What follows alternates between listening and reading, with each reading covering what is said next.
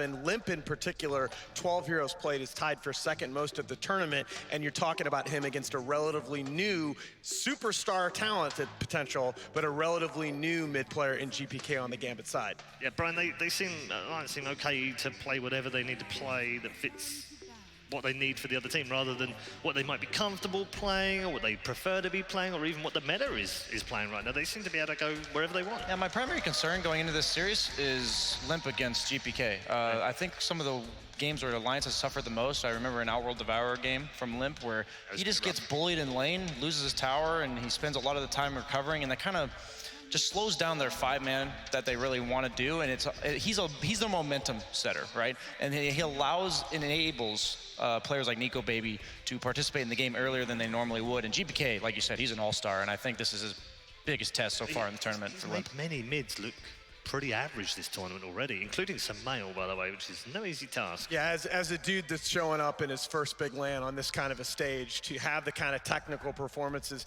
he's clearly just not felt the pressure yet at this event, which is awesome.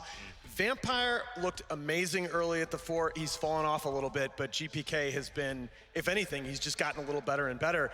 The question is, can you guarantee him that comfort matchup? Because I think Limp is the kind of guy that can take him outside of that comfort zone. Yeah. What do you made of these early bans so far? The Alchemist ban by that's Gambit. where they first picked it yesterday on Alliance, if you weren't there for that, guys. Third game, we're back to TI meta, apparently, with Alchemist. Despite all the nerfs, it just proven, I think teams are just getting really good at defending their side of the map, right? They're just making it, they're putting such a high priority on defending their towers, retaining map control in areas that they want to farm, and Alchemist, we're back to TI, the #1 candidate for abusing that. The Morph obviously stops us having the Or Shaker. Or Shaker. Although we have seen a couple of Earthshaker mids in this tournament. And so that was what I was going to ask you, is it better to ban the Morph, or is it better to ban the Shaker? I would rather ban the Morphling. Okay. For sure. I think one of the questions I had coming into this was, especially after last night and Void being completely ignored in that first draft, whether either of these teams would leave Void on the table going in first phase. And again, until that game, Alliance, dating all the way back to last weekend in almost 20 straight drafts, had picked Void first every time it was available. Has Alliance changed the way they value the Faceless Void, or are they going to go back to that hero in the hands of that man you see on screen? I doubt they'll do anything other than Void. They do ban out the Jakiro, you know. Shout out to Paul. Your hero's top tier for Alliance. But you talked to FNG, didn't you? you talked out. You're like, hey, bro. I may have said something. Yeah. Yeah. There's the Void again. And we talked about Wyvern throughout the course of this tournament, and they just go mag Jug. Okay, that's, I don't love Jug against the Void, but usually you go for this like diffusal build when you have the mag. It enables you to go it, and mana burn against the Void I think is the best way to deal with heroes that usually can't kill them. And it's partly a block pick, because they could have had the mag with the Void. Oh, absolutely. Yes. So they don't want to give that away, but they also wanted to ban the 3, so you end up getting 4 bans, effectively. And teams have realized that if they delay their carry pick, we were talking about this, when they last picked Bloodseeker on the side of Alliance, it doesn't ever have like a perfect game, because the enemy team's gonna draft against the mag. So if you're picking this like heavy physical damage carry anyways, might as well just pick them early on in the draft. Like, they have heroes that enable them to farm early and have that be your priority going forward. The Wyvern just such a good save counter initiation against these wombo combo mag void type heroes. It goes both directions, right? We were talking about it for Gambit potentially picking it up, but Alliance putting high priority. It's almost like block picking it for later. Both selective save a ban. Yeah. But I think that's important, because we talked about first phase Wyvern in this tournament. I was not convinced we'd see a lot of it. BSJ was on that train. It came into the meta against the Void, but this is like the 3rd or 4th time that we've seen it pick first phase with the Void to help with that lane. And also, again, we made the point regarding the Enigma 3 versus 4, but when those big ultimates become complementary pieces in the team fight rather than something that you have to plan the whole thing around, they're just so much easier to get value out of. I really hope to see a Legion Commander ban by Gambit. Oh, yes. It's just 33's most played hero this entire tournament, as well as the fact that it goes well with Void and it's good in lane against the Jug. I think it's just something you know they're going to pick it if you don't ban it, and I don't think you don't want to have to worry about it in your next round of picks because they have to pick first going into the second round on the side of Gambit. And if you know a hero's possible, sometimes you'll plan for it and then give them some other perfect pick because you're thinking about too many things. And you can, that's a good drawing. Patch Gaben. Yeah, you can write to your lord at gaben@valvesoftware.com. Yeah. I do like the Chen ban, though. Again, we've seen TNC use that. Gambit has used that dating back to last year to push tempo in these games. Really, when Void has felt at his most vulnerable in this tournament is when he gets pressured in lane and just has to catch up because he's not a natural flash farmer until he gets to that Maelstrom or has something like Empower on his side. The mag is something else that I want to talk about in terms of that team fight ulti because 4-position mag was something that I didn't really like before this tournament, but it's done better than 3 mag. Yeah. And part of it is that 3 mag RP has felt very easy to play around. Yeah. Tough to get off as well, it seems. I mean, we like a 35-minute game. Oh, that was 33 no RPs yesterday. at all. Yeah, right? no RPs. 35-minute game with no RPs. And again, I don't necessarily think that's his fault. Yeah. That's just the way that the team fights went in that game. Oftentimes, it's in your hands as the offlaner to build these aura items like the pipe. And on heroes like Legion, they can still kind of do their job pretty simply if they have these items. But Mag, on the other hand, you're not buying, like they're first off drafting against you. So they're going to make it hard to RP in the first place. But then you're also not buying these mobility items like Blink Daggers and Shadow Blades and these types of positioning-based tools that make it easier to get that RP off. So all these things combined, I'm on the same page as you. I think it's just a better 4-position hero. We even seen it play at 5, I think, a few times this tournament, too. Absolutely. No, I think you mentioned the Legion Commander. The other direction that they went yesterday and that 33 has played in the past is the Bristleback. Yeah. We talked about this yesterday in a Jug draft. Jug struggles against heroes that can just straight up man fight him. Yeah. You can just stand there, Ursa, PA, and just trade hits. And Bristleback, again, in these fights, just sustain physical damage. You know, Jug can't spin away from everything. So they banned the Death Prophet instead. So they're more afraid of the group up potential from Alliance early on. I don't mind that approach, right? They always do that. And as the mag lineup, the only thing that can really go wrong is you lose towers before you're online. The one thing you were talking about with Void, right, is he's not a hero that flash farms the jungle. I think his weakest stage in the game is like 5 to 10 minutes where he either doesn't have chrono or he used it already once and he doesn't have any items to really fight you all that well, and he doesn't defend his own tower. So he wants to be able to occupy that lane a little bit longer, though, like we said, because he can't farm the jungle. And picking these heroes that naturally rotate to his lane, Jug is actually pretty good at that. I really like that general mentality when drafting against Void. Just put him under pressure all the time. Yeah, exactly. Like, I agree with what you said, but that's partly why I'm not a huge fan of this Lich pick, because Lich signals that you want that really super strong static lane in the Lich Jug, but Lich is not a hero that's really great when he has to make those early game rotations, and I think that's having some roaming potential is so key. I like the Shadow Demon because you can potentially run it as the 4 position in the lane against the Lich Jug. Oh, here we go. Here we go. This is a Gambit special, a hero that FNG loves, a hero that allows them to control the tempo of the game. This, when you talk about Alliance liking to 5-man, is a great answer. But again, you mentioned the Shadow Demon. I'm just going to make the quick observation.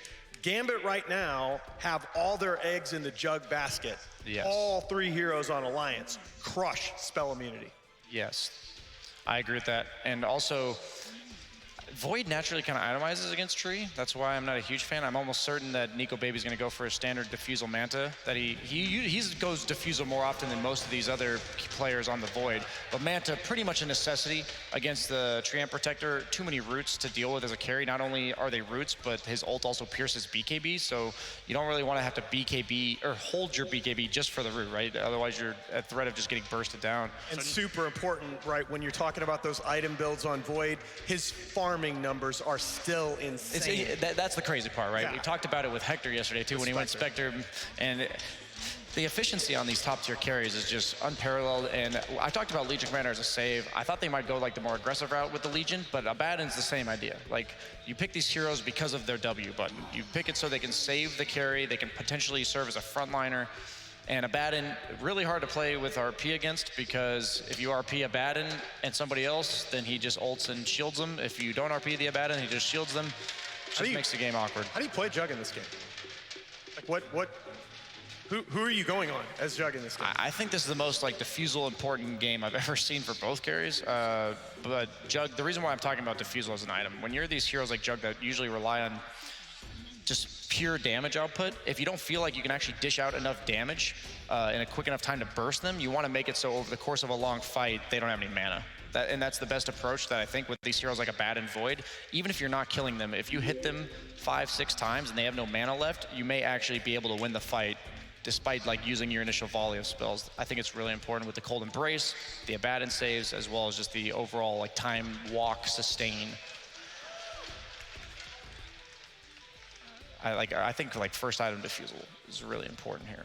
And I'll stop talking about carry items. It's just my, pastime. No, I honestly think how Jug manages to play this game is like the storyline of this draft so far. I like the OD ban. I was thinking about it for the second round of bans, but there's just no way that Gambit was going to pick 2 cores potentially, and then also their mid. It's just too good against the Wyvern Void combo, and then also you throw the Abaddon in there. It's just hard counter to all 3 of these heroes because it just wants to hit you more. It likes these long drawn out fights. So are we just going full team fight play on their side of the map with a mid dazzle? Yeah, I was gonna highlight this. I was gonna highlight this. Like they have no clear cut like single target burst damage on the side of Gambit, and that's when Dazzle is the best, when he can reactionarily grade. Okay. Razor, Still. it's still like an enabler, right? Because he's this hero that he just removes Jug from the game. That's the goal. They're all, you said they're all in on the Jug basket, right? Why not just pick the anti-carry in the form of the Razor? I think right now you just have to pick Queen and you have to hope GPK just goes off. Because you pick Queen for the matchup against Razor. It is one of GPK's comfort heroes. It can't kill you without Chrono. Yeah, exactly. Yeah. I was about, you took the words right out of my mouth. There's a lot of weight on GPK's shoulders, but he's proven that he can snowball that mid lane, and that matchup for Razor is real rough. I'm almost going to say if Queen of Pain is like 5-0 at 15 minutes, Gambit's going to win this game, otherwise they're not. We are so on the same page. It's not even funny. I literally had multiple people before this tournament tell me this GPK kid, his talent is insane. He could be the next no one. We're going to find that out right now. Yeah, I think it's a lot of pressure on him, but a lot of pressure needs to be on him if they're going to win this game. Yeah, this is the perfect game to test exactly what I wanted to see in this series. All right, thank you very much. It's time, ladies and gentlemen, to get into the first game of the day. The drafts are set. Our commentary team are ready. Cap and Blitz, it's all yours.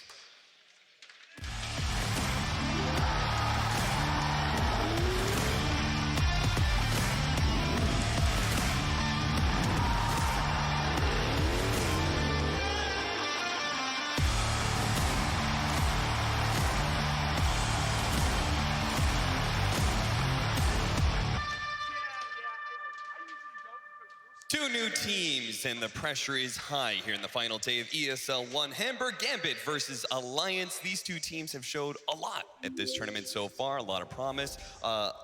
Led by their 2 new captains. FNG obviously has a storied history. Fada, quite new to the role, has done very well for Alliance, having 1 dream hack. But can they, either one of these teams, push into the finals and take down TNC? We'll see who's going to be able to do so, as this is probably an even matchup, right? Yeah, I think this is a pretty even matchup. I don't know if it's an even draft. That part it remains to be seen. Are you full on with the panel that this is just a game that is entirely on GPK's shoulders? I'm not sure about that. I actually quite like Gambit's draft. Maybe I'm crazy, but I like Gambit's draft a decent amount. Never hurts to have Jug Magnus, no matter how many attempted counters there are from Abaddon. They picked up both the Abaddon as well as the Razor. Alliance trying to do what they can to stop this Jug, but it's never going to hurt having that combo, right? Yeah, the only annoying part is like they don't actually have that many force staffs for their Jug, which I think is really important. Plus, like SD is pretty good against Jug too. While they do have some saves, it's not going to be the real hard saves. It's going to be FNG with the Frost Shield, who's going to be trying to protect people from the Razor and that Faceless Void. Takes a little bit of damage from the Shadow Poison as both teams try and set up to get the Bounty Rune advantage. Fada just aggressively pushing back the supports to make sure that they own this part of the map. So it looks like we're just going to have a split of 2-2. What does Alliance need to do? So you're kind of favoring Gambit's lineup. What does Alliance need to do to be able to win this game? I think Alliance have to protect their towers, make sure that they're able to play 4-on-5, so you give your Void as much farm as possible, and to be very aware of your cooldowns. For example, I think the Faceless Void is the main way that they start fights. Like that's the sort of issue that I have with their lineup. It's like you need your void there at all times. Yeah. To be able to set up for fights. And you're very reliant on that chrono cooldown timing. So when they do go for 5-mans, like they have to get a lot out of it. Like whenever you have your chrono up, it has to be very straightforward. You take the enemy safe lane tower, you take the mid tower with the second chrono, then you push towards Roche. That should be how you do things one by one. Whereas like I feel Gambit's lineup should, when it hits like the 25-minute mark, it should be pretty strong. What do you think about this aggro tri-lane? I mean, I'm sure Abaddon would be able to beat Magnus one-on-one, and they don't want to tri-lane a tree and protector, but at the same time that they are really going to be able to pressure that Abaddon with this tree. And I'm not so sure this aggro tri-lane is really going to pressure a Jug that much. Yeah, Jug glitch still feels pretty good here, and it really just comes down to like the level situation of tri-laning with a Faceless Void, which I think normally feels pretty bad. Like, I think they have a level-dependent core against a Jug that really shouldn't be able to die. Like maybe they kill the Lich, but what's your upside look like here? Yeah. And at some point they'll rotate the tree down here and win the lane anyways. Yeah, once he picks up like level 2 or 3, then he's going to be a lot more powerful than the other supports. Yeah, I could see a position where they just win all 3 lanes, because Queen of Pain feels very nice against Razor. Razor, of course, a hero that's absolutely meant to just like win lanes straight up. Yeah. But this is a lane that every time you get static linked, you just immediately blink back. You have your own farm mechanic that allows you to get the range creep at all times in the Scream of Pain. And 33 is going to get into this fight with Vampire, who, again, I don't think minds this position. And look, they're even getting aggressive on bottom. I don't necessarily know if this was the ideal situation. This is a very powerful dual lane. Okay, so now, yeah, Juggernaut, yep. Vampire's made his rotation down, which is what we expected. And this is where Gambit should just straight up win the tri-lane. Like, you can just spin on top of this Wyvern right here, get first blood, no problem. Well, they don't even need the spin. They're just going to be able to kill Hanskin without it. First blood there. And Dream still holds on to all of his mana. Yeah, if anything, I feel like Alliance's like laning setup is making the game harder for them. Yeah. The Mag's got a big enough lead now where he should feel okay. Nico Baby's going to get gone on here. They're going to be able to get the disruption, saving him a lot of damage, but still the soul comes out, and Vampire, he's not going to chase any further. They kind of already did the damage that they needed to, forced out a healing salve. Yeah. This is an absurdly strong tri-lane from Gambit. Well, that means 33, he's going to have to make up the difference here in this top lane, and 1v1 against Magnus. Abaddon should be able to win this now. But he's going to get a power, and they're just going to trade farm. Yeah. Like, he's been given enough of a start where he should be perfectly fine. GPK mid should win. I believe this is a very good matchup for Queen of Pain. You can't abuse the static link. All the tree pretty much had to do was make sure that Shachlo was able to get his I like that. farm. A fort into pushing into the wave. Nice. It'll keep Limp away from all of this CS. Bottom lane. A little bit more damage on Nico Baby. His CS is 14 and 6 though, so Nico Baby's actually done pretty well for himself despite all of the pressure he received from Vampire. Nobody getting the CS there. Attempted pulling. It's always funny, like, they both nuked for it, nobody got it. Just got to be careful with Dream, who now has level 2 Blade Fury. Our mid lane matchup 18 and 5 compared to 13 and 7, so GPK is already off to a good lead. And this is kind of what you expect in this lane. Limp has to be careful here, because as soon as the Queen of Pain gets the bottle, the matchup becomes pretty annoying. GPK getting a little bit low, but should be just fine. Always has that blink to play around. I mean, they have 3 cores with an escape mechanism too. So ganks are not really a thing for Alliance. Like, I don't really know how they set up for kills outside of Chronosphere. Yeah. So your 5-man has to be real good when you get it online. Nico Baby's gonna have to be moving around using that Chronosphere every single time it's off cooldown, right? Yeah. Really Some nice. games as Void, you can play a lot more chilled approach and just focus on farming more and only take the Chronospheres as they present themselves, but this is gonna have to be a much more active game for the hard carry of Alliance. Vampire, he's going to set up for the bounty rune. I like this. I think they pinged him, though. They should know that he is here. Spada probably going to get... Burger's going to show itself. Who's he going to go for? Vampire. Wants to be able to bonk Fada on the head with a frost shield on top, and the disruption's going to go down. And mid, they actually do manage to get the kill on GPK. Limp outplaying that lane, even if he does end up dying eventually here. He's gonna on the tip him Shadow Strike. there's no way that should happen. Yeah. That is, Limp is real happy about that. Like, if you look at the CS 23 to 21, things are going okay. But just dying like that, especially when you've got Blink up, he must have misplayed pretty hard there. Well, that'll allow Limp to be able to reset that lane, right? That's one of the biggest advantages of trading off those kills. It's just resetting lane against a hero that harasses so much. Yeah, and you get more XP. He's going to be real happy about that. Maybe GPK just overcommitted for the kill. Trying to overplay this lane a little bit too much. Maybe the pressure is getting to him after all.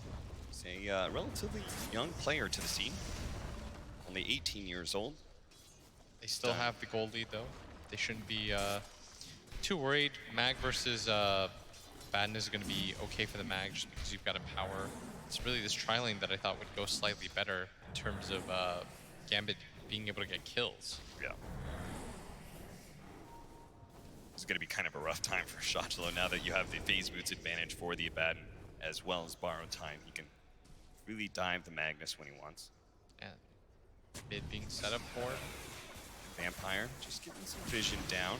Looks like he's just going to focus on getting really aggressive vision instead of trying to gank mid at all. What they're trying to, he's going to see the Razor come in. Still has his salve up, but Limp, he tries to min-max this a little bit too much, and thankfully he doesn't. Just he activates the shrine. still has his salve on him too, so he's perfectly fine.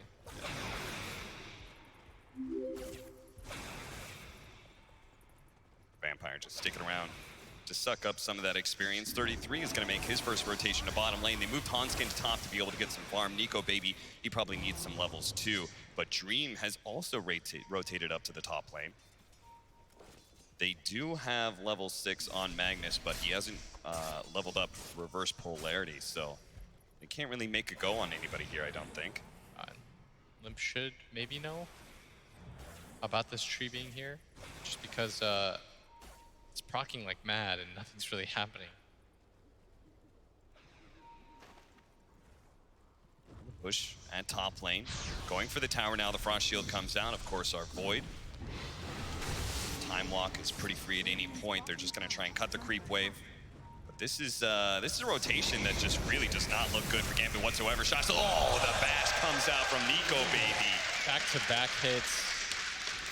Exactly what he needed. Meanwhile, 33 hardcore pressuring this bottom tower has gotten it from full all the way down to half already thanks to the 2 levels of Curse of Avernus. Yeah, you don't love the fact that they rotated out like this, and they're probably not going to get the tower in return. Now Alliance doing a bit better with this, and this is the hero that I like 33 on the most this season so far. Yeah. Abaddon, it feels like he puts a lot of pressure in the game. He's not your standard like I press W on you, purge. He also plays very aggressively, tries to take towers with his momentum, like his Timbersaw game that we saw yesterday against VP. As a result of the Magnus dying during his TP, they had to rotate GPK down to the bottom lane to diffuse some of that pressure on the tower. Does manage to get all those big creeps though. GPK getting a lot of farm out of this, but his game should have been better too. Yeah. But by virtue of dying solo, it's pretty rough for him. And this is not the lane he wants to be sitting in, right? Like mid lane is much better for him to be able to push out and then rotate to the side lanes, but as it is, spin comes out from Dream. And look at that, he's just gonna get out because he knows that Nico Baby's 6. 3 points in the bash, very easy for him to die. Gambit now. Seems like they're losing a lot of map control at this point. Fada does manage to get a really nice aggressive ward down with this smoke. Very fortunate for him that the smoke didn't break on that Juggernaut.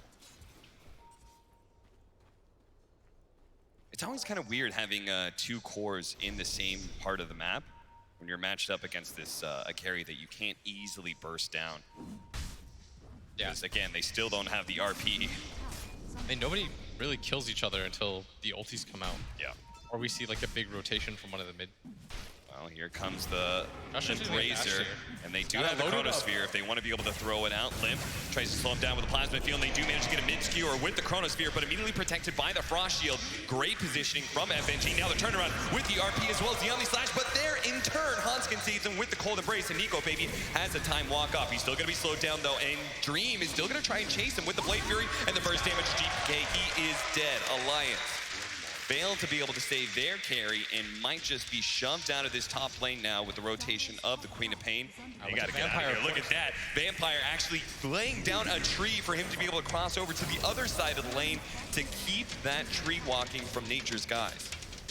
Cute little move that enables them to get another kill. And if you think about it, both teams actually have really nice ways of stopping their carry's damage.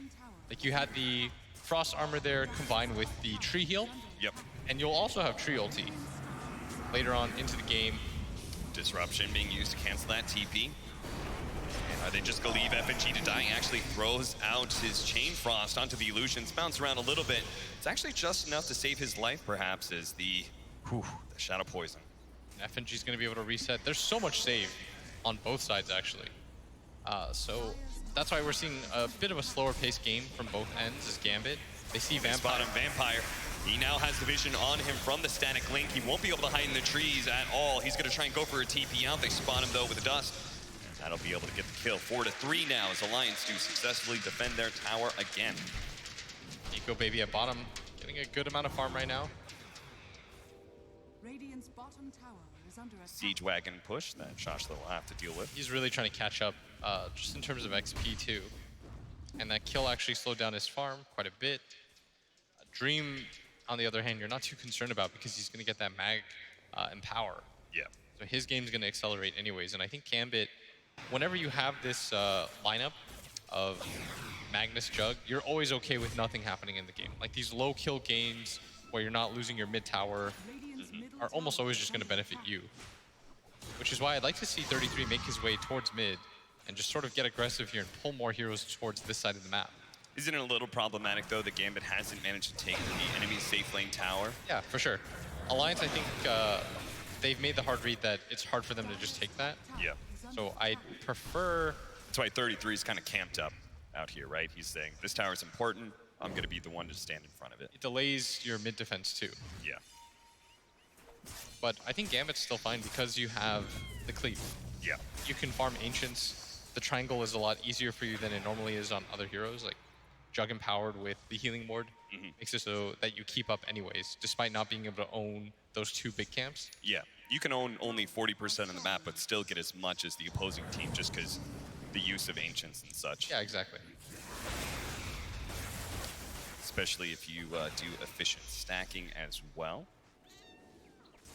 You can see that from the network chart, where it is a very even game, almost dead zero. Hanskin, speaking of dead, gets caught out by FNG and GPK as he continues to just try and, defend this top tower. 33 is gonna actually make his way towards bottom. He still has a TP to defend top, but he wants to try and get a little damage on this tier 2 first. Nico Baby's pinging right now, and if he does commit the chrono, keep in mind they still have a lot of TPs that they could filter in, and they've got the tree heal, which they're gonna actually pop on the tower. The downside for Gambit is they don't really have a way to punish Nico Baby's play right here, unless they've got the tree.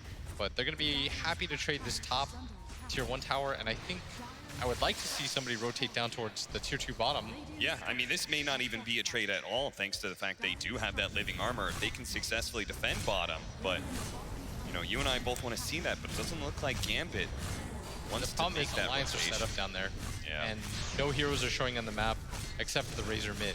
So it makes it really scary for Gambit. Without any vision set up, without a lot of heroes, they'd have to bring like all 5 for you to feel comfortable about. And even then, you're at a vision disadvantage. As Limp gonna get RP'd here, skewered back into his tower, into the tree. Beautiful kill for Gambit. Should be able to lock him down with a Train Protector. Follow up the Yule Scepter. Self-usage there from Limp. That just sets up a Sonic Wave, and the Chronosphere comes a bit too late to stop that damage. And now, the Train Protector with just a great overgrowth to be able to stop Nico Baby in his tracks. A Winter's Curse to follow that up. GPK will be low, and he does have Shadow Poison stacks as well as a Purge on him. But the living armor, that'll help him live through everything. Now the turnaround as Dream pushes forward.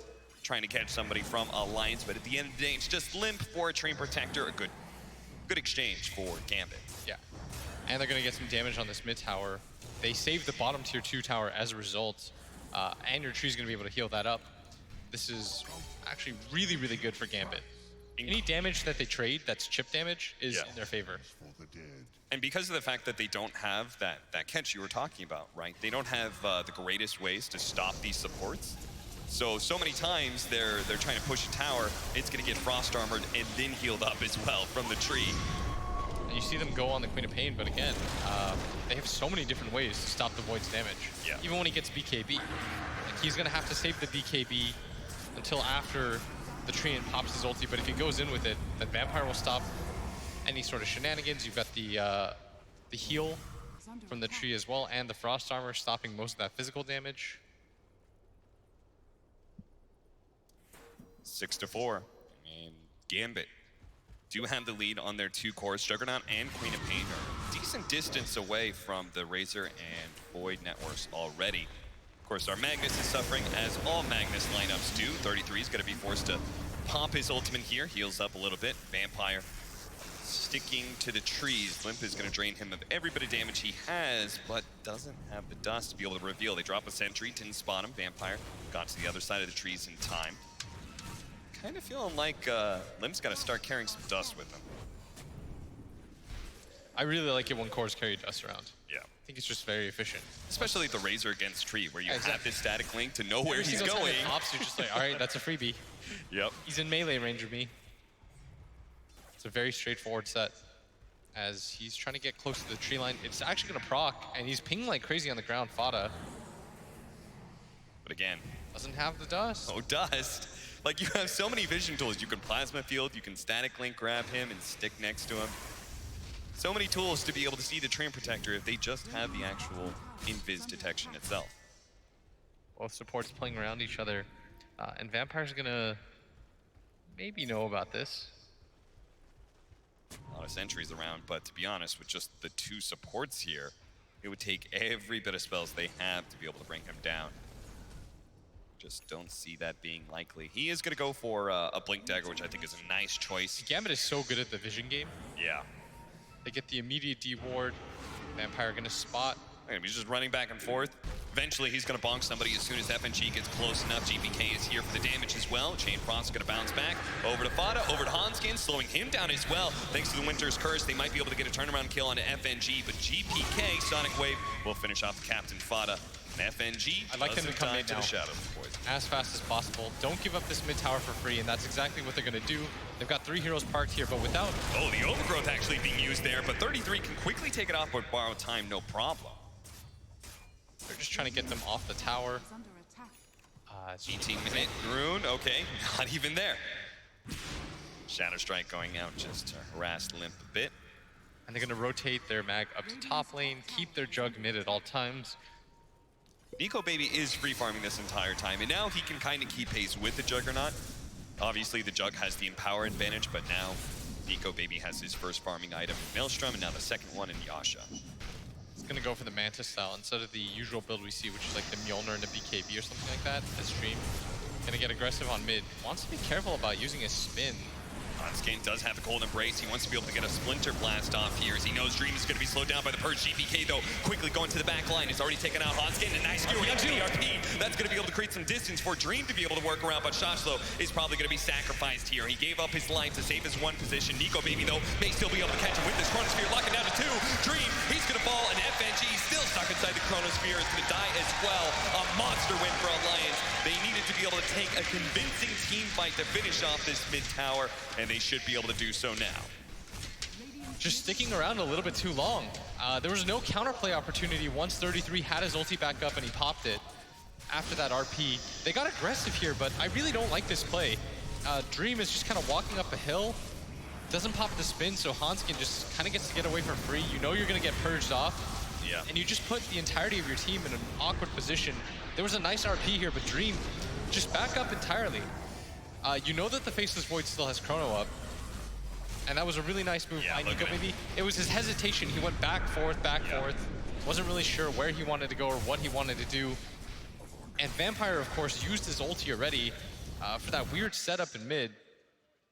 And Gambit should be pretty disappointed at that because they had decent control of this game. It's one of those plays, right, that you just make a small mistake and then you try and rectify it by, you know, sticking around or making the team fight work, but sometimes you just gotta trade out an ally for your own mistake and call it quits. Yeah, and such a good chrono by Nico Baby. Good game sense. Oh yeah, great read by him.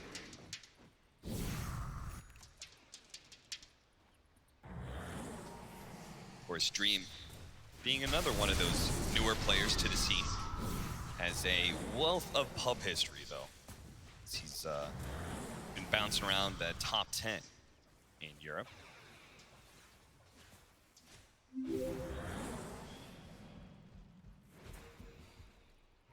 See an Aghanim Scepter for 33 this game. It's kind of an interesting choice. We usually only see this against Faceless Voids, but he feels like with all this telegraph damage of the Sonic Wave and the Omni Slash, he's going to get a lot of value missed coils from this.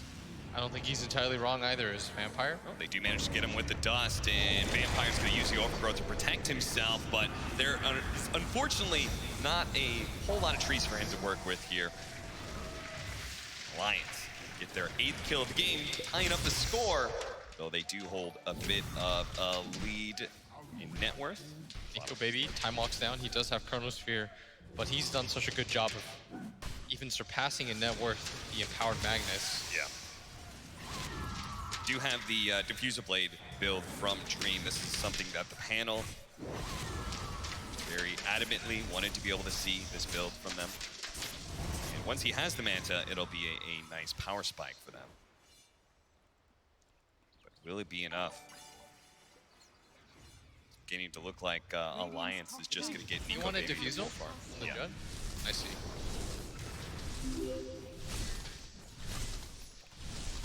Doesn't that kind of hurt you though because of the SD? That's a good point. But maybe it's because, like, Isn't the he's probably Mjolnir, going like- to be using it defensively a lot. I guess. But like, isn't the Mjolnir really nice against like Wyvern and Wyvern Cold Embrace, yeah. Yeah. That's true. Plus, you know that the Void's gonna go BKB later because he's against the tree. I don't know. I kind of thought that that would make sense, but I will trust BSJ. Yeah. He's just a better Trust the carry player. Yeah, exactly. He thought it out. Gonna bonk Nico Baby. Dream, he's gonna come in, but they don't have the immediate turn. Oh boy, Chronosphere on it too, but there is mass TPs coming in from Alliance. The damage just isn't there yet. They are gonna be able to skewer away. RP being threatened. Shotflow doesn't actually complete it though. This is looking like a fight that maybe Gambit is just gonna leave, sacrificing 2. But FNG probably gonna go down 2. These heroes are very fast and they are gonna abandon him. It's a 3-on-5. Nico Baby easily gonna catch up here. FNG gonna take him the opposite direction of where Dream is headed. He'll be the 3rd kill for Alliance. Gambit, well, GPK tries to do what he can, pressuring that mid tower and such, but this is looking like Alliance are going to take full control of the map sometime soon. They're getting all their great items, the BKB Yules on the Razor. Our Void is very much online with his Manta and soon to be Mjolnir. So he's going to have that big attack speed buff that makes him an absolute monster inside the Chronosphere. All very strong on the side of Alliance, and I think they do want to set up with the next Chrono around that Roche fight. GPK blinking in pretty aggressively, but I don't know how much I like his item build either. Just the Orchid doesn't really pressure any of the 3 cores anymore. Right. And it's kind of nice against the 2 supports, but as soon as somebody gets Glimmer Cape, I feel like it sort of nullifies that as well. And as long as 33 plays well with the shield, which, you know, he will do, you bought an item that doesn't help out in pretty much any situation, I feel like. Winter's Curse, mid-spin onto Dream. Now he's going to be disrupted up, so his own illusion is going to be a battle he has to fight through. He does have the living armor to be able to protect him a bit, and he's not quite slowed down by 33. Will be able to get that forced silence stack as he pops a borrowed time. Now the silence is on him. Nico Baby's going to go for the kill. Does manage to get him blinking forward. Does manage to get the train protector as well. The right-hand side saved by the Cold Embrace. Fada will live through this engagement. So once again, Alliance are able to play a very clean fight. Getting kills and no deaths as FNG slowing down Nico Baby, pretty much praying he's not going to be bashed, but of course it's going to come eventually from Nico Baby. Cleans him up while Shotchlo gets run down by Limp as well. 4 dead on the side of Gambit, and Alliance is in full swing right now. I think he got like 6 bashes in a row there. Yeah. Alliance is just a sick team. Like, they're still holding on to the chrono, so they can still go for bigger objectives if they want it. Everyone is so farmed on their team, and you can see Nico Baby on the hunt. He should actually time walk to the left here, and he might get GPK, and he does indeed. Oh, perfect positioning. Chronosphere right on top of Nico Baby, man. He is just reading everybody in this tournament like a book. Yeah, it's easy for me as a caster to make that call because I've got full vision, and I can totally tell where the Queen of Pain is going to go, but Nico Baby just has to game sense it and do it in the moment. It just goes to show you, they have no vision down there. And he's still able to read that move, completely knows what GPK is about to do. I mean, he made that play quite a while back. And he's stolen a lot of damage here, but he is kind of alone. A lot of heroes showing up. 2 supports are now going to Colt into the high ground, but Dream thought about going for the Omni Slash, but again, because of Hanskin's Winter Wyvern, the Cold Embrace is going to be able to dodge all that damage, and that's exactly what happens. The Omni Slash completely negated. Dream just threw it out just because, and as the spin goes down, so does the Winter's Curse. Once again, countering Dream's every single move. He's going to pop the Manta, trying to get away, but the Disruption's going to be able to catch him, and eventually 33 will get the 4 stacks, allowing them to be able to slow down this Juggernaut to a crawl, especially with the Splinter Blast raining in. Now Shotchlo is going to be caught inside of the trees, and he actually skewers the Razor with him, so that means Limp should be able to catch this kill with the Plasma Field. Living Armor, given a little bit of time. Nico Baby right now, he's just hitting Roche while his team is doing all of this. Yep. He's so confident that his team is going to win this fight anyways that he doesn't even bother moving over, and he had plenty of time to do so, but he's so certain that his team's going to win that fight that they're going to get the +1 going for Roche. And now this is just looking like too much. Soon they're going to have the Butterfly on Nico Baby. They already have the Aegis, the Aghanim Scepter on the Abaddon. This is just looking like it's too much to There's sustain. just kills everywhere around the map right now. Yeah, Vampire's going to get caught like this. He's dusted up. There is a lot of trees to work with, but the Shadow Poison keeps on revealing him, and Fada will single-handedly get the kill. And you can see why I wanted Dream to go for the Mjolnir. Like, at least you get some damage in that Winter's Curse. Yeah, he did not get hardly any Omni Slashes this game. He always felt a bit timid about the fact that Cold Embrace was going to counter him. Every single time he tries to go in. And this is going to be a free tower for Alliance. They now have no way to fight. Shotchlo is just so far behind. And this is now the 4th time we've seen the Magnus offlane fail. I think in this main stage alone, teams keep going back for it. Alliance made the adjustment of making it Hanskin's hero. Ah, nice 2-man Chronosphere. They're going to lead off on Dream and then go for the back line of Shotchlo. And the Winter's Curse to be able to stop Vampire right as he was going for the Overgrowth too. He might not be able to get that off as the Orchid, as well as the Bash is going to rain on in. Superior control from Alliance. And indeed, they are dead, all dead, and Gambit struggling to be able to defend their base. When you hit tier 4 towers like that, by the way, that's the get out of my game move. You're simply doing that because you're telling them, like, we're not going to stop. Please leave our game. Yeah. We've lost. There's no further. We think we're so far ahead that one set of racks and a tier 4s is the play. Nico Baby just kind of chances them into going for the GG out. Disruption. Skewered out over to the other side. Are they going to go for the dive? No. It's not quite worth it. Might as well finish up these tier 2s and keep the pace of this game rolling. After all, this is just game 1. Alliance really want to crush Gambit's spirit by closing out this game 1 nice and fast. So far, so good. They have Aegis for forever. Yeah. They just finished the Butterfly. Nico Baby's getting some mangoes onto him. So the Diffusal is kind of annoying, I guess. So now this just comes down to the reverse polarity. That's the only thing that could win a fight for Gambit. Some sort of great 4 or 5-man RP into the Omni Slash with Empower. The problem is, even if you do get that 5-man RP, at least one of the members in 33 is going to be able to pop Borrowed Time. He can then in turn wake up Hanskin with the Aphotic Shield, who can then in turn Cold Embrace somebody to be able to save a lot of damage there, or disruption from Vada or what have you. Purged up. Dream has to start slowly making his way backwards.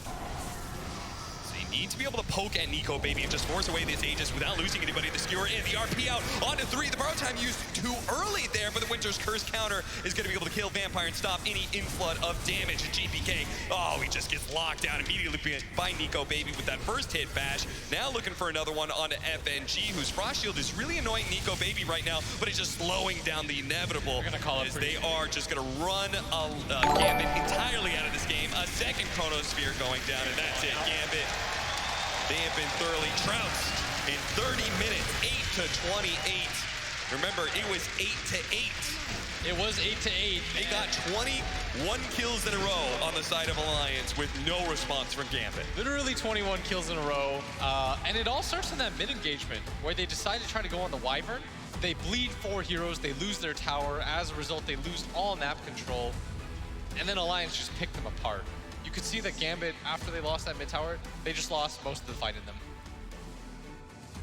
Alliance just have been real monsters when it comes to this 5-man. They seem to be able to out-team fight almost everybody at this tournament. They're so clean about it. And it really comes down to this 33 Abaddon. Yeah. I strongly feel that. He just knows how to play the hero. He knows where he's supposed to be at all times. He protects his towers. He takes towers. This guy's positioning on this hero is unreal because we've seen other people play this hero and it not look this good. Yeah. Don't give this guy Magnus, please. Let him be active on the map. Yeah. And if you're Gambit, don't let him have Abaddon. 5-0 and 18 is 33's end score as the star offlaner certainly struts his stuff, protecting both Nico Baby and Limp. Any suggestions for Gambit moving into game 2? Be more aware of that mid-fight. Alliance, especially with that kind of lineup, we've seen what they do throughout the season. They're going to take it to you. Yeah. You can't make those kinds of aggressive moves if you don't have the best stuns. Yeah. Shashlo is always going to get his RP countered. They don't have like these mini stuns or anything like that, so you sort of have to play around that tower and let them come into you. Yeah. Problem is, like, both of them, the best example I can make is they're both counter punchers in that regard. You want Alliance to go on you, they mess up the chrono, then you get to go back on them. If it's you pushing into Alliance and you get out of position, then Alliance's lineup will do the same thing. They're going to wait to bait you into their side of the river. You have to be more patient on that side. And I think they showed Gambit FNG's face for a second, and he looked so frustrated. I think he knew at that moment that they had messed up. Yeah. One bad team fight is all it takes for Alliance to take over the game. Gambit got to be more careful heading into game 2.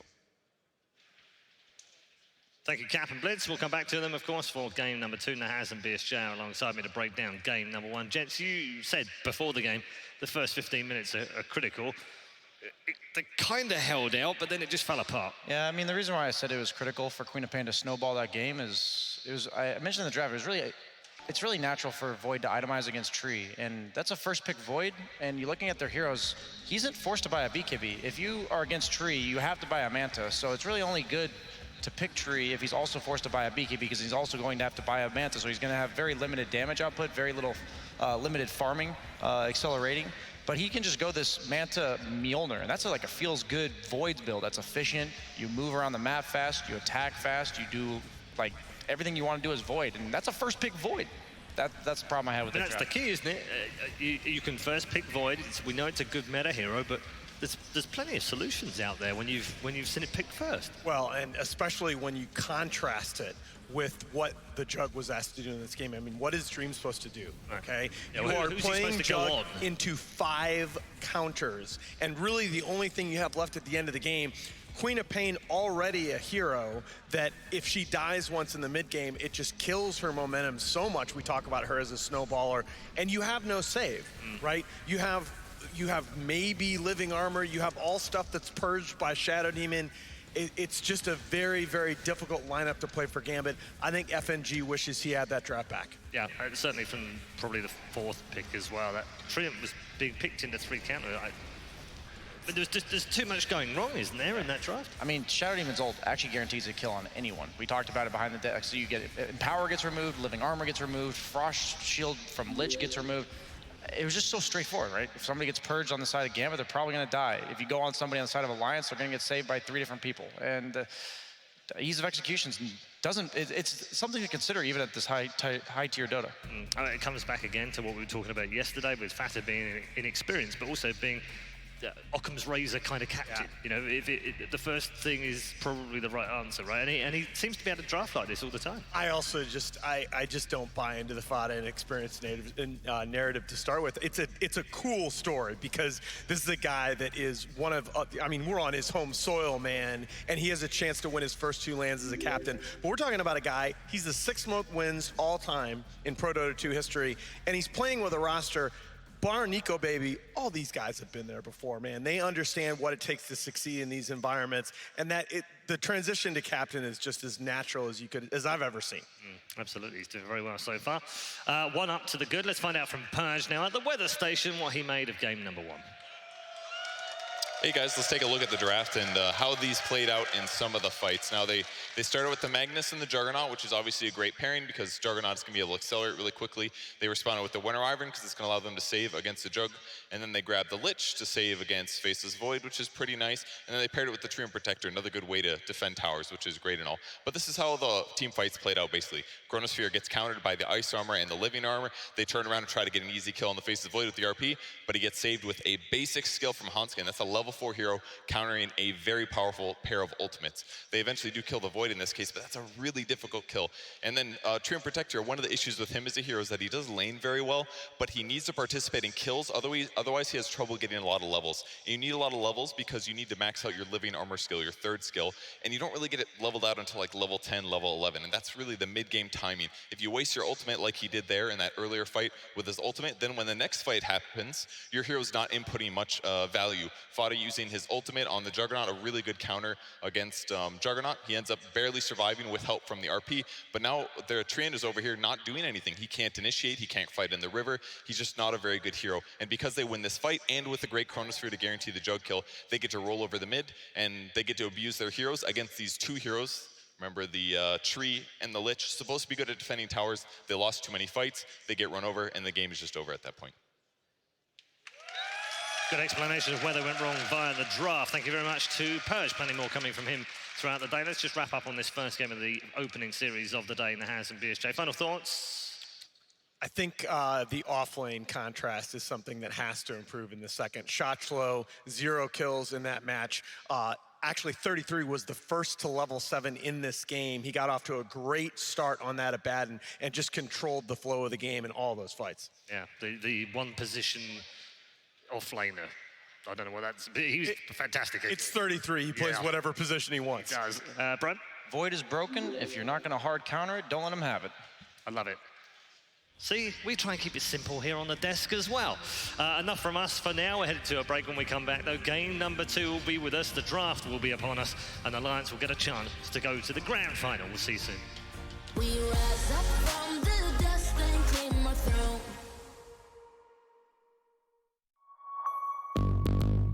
What's your style?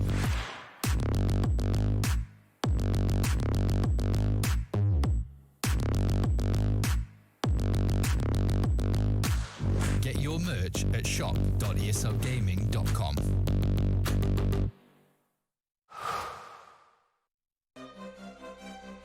At the highest level of play, there can be no compromises. Gamers demand the highest clock speeds to give them the FPS they need to perform. Rise to the moment.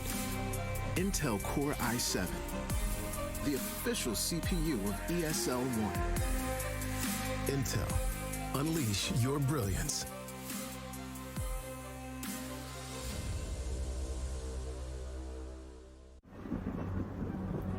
Multiple witnesses have reported mysterious shadow sightings all around the city. According to experts, the origin of these shadows is stupid.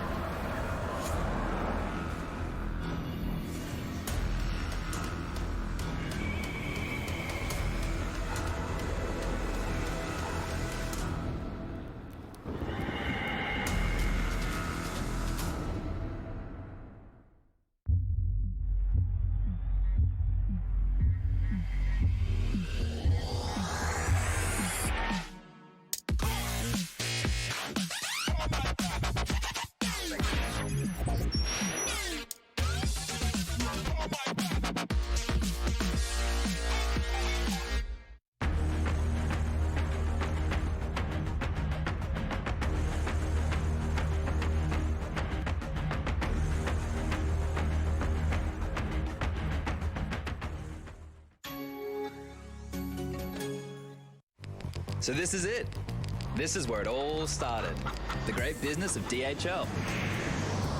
You remember when we still use these? We have all come a long way since then.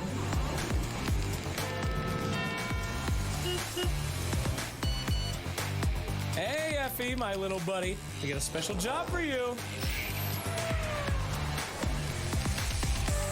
And this is only the beginning. Life is made up by special moments that touch us. A touch of genius, an inspirational touch, and a touch of magic. Some touches are simply unique. Euronics, a human touch in a digital world.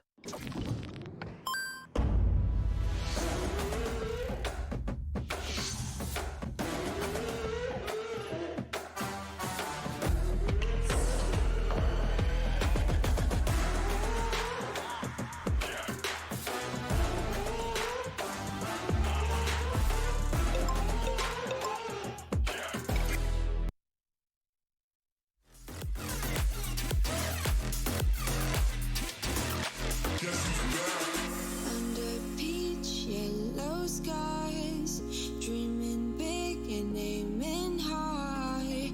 Name the clouds passing by, wishing we run away.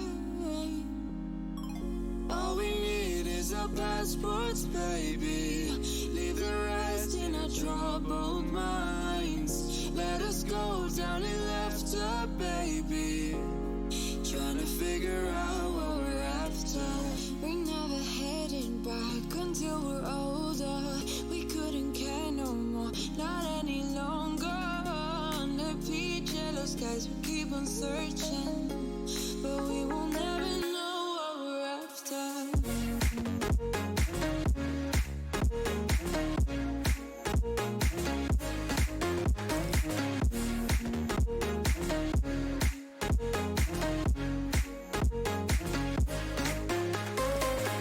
Book a plane, fly away.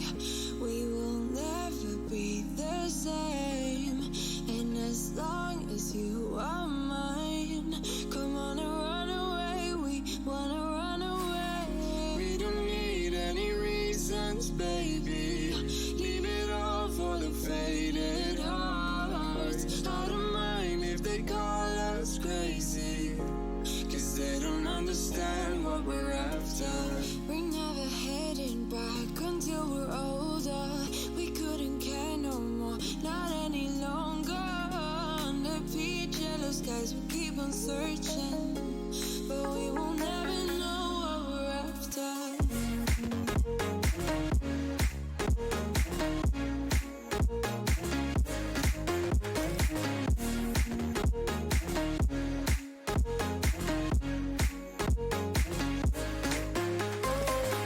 We're no kids no more.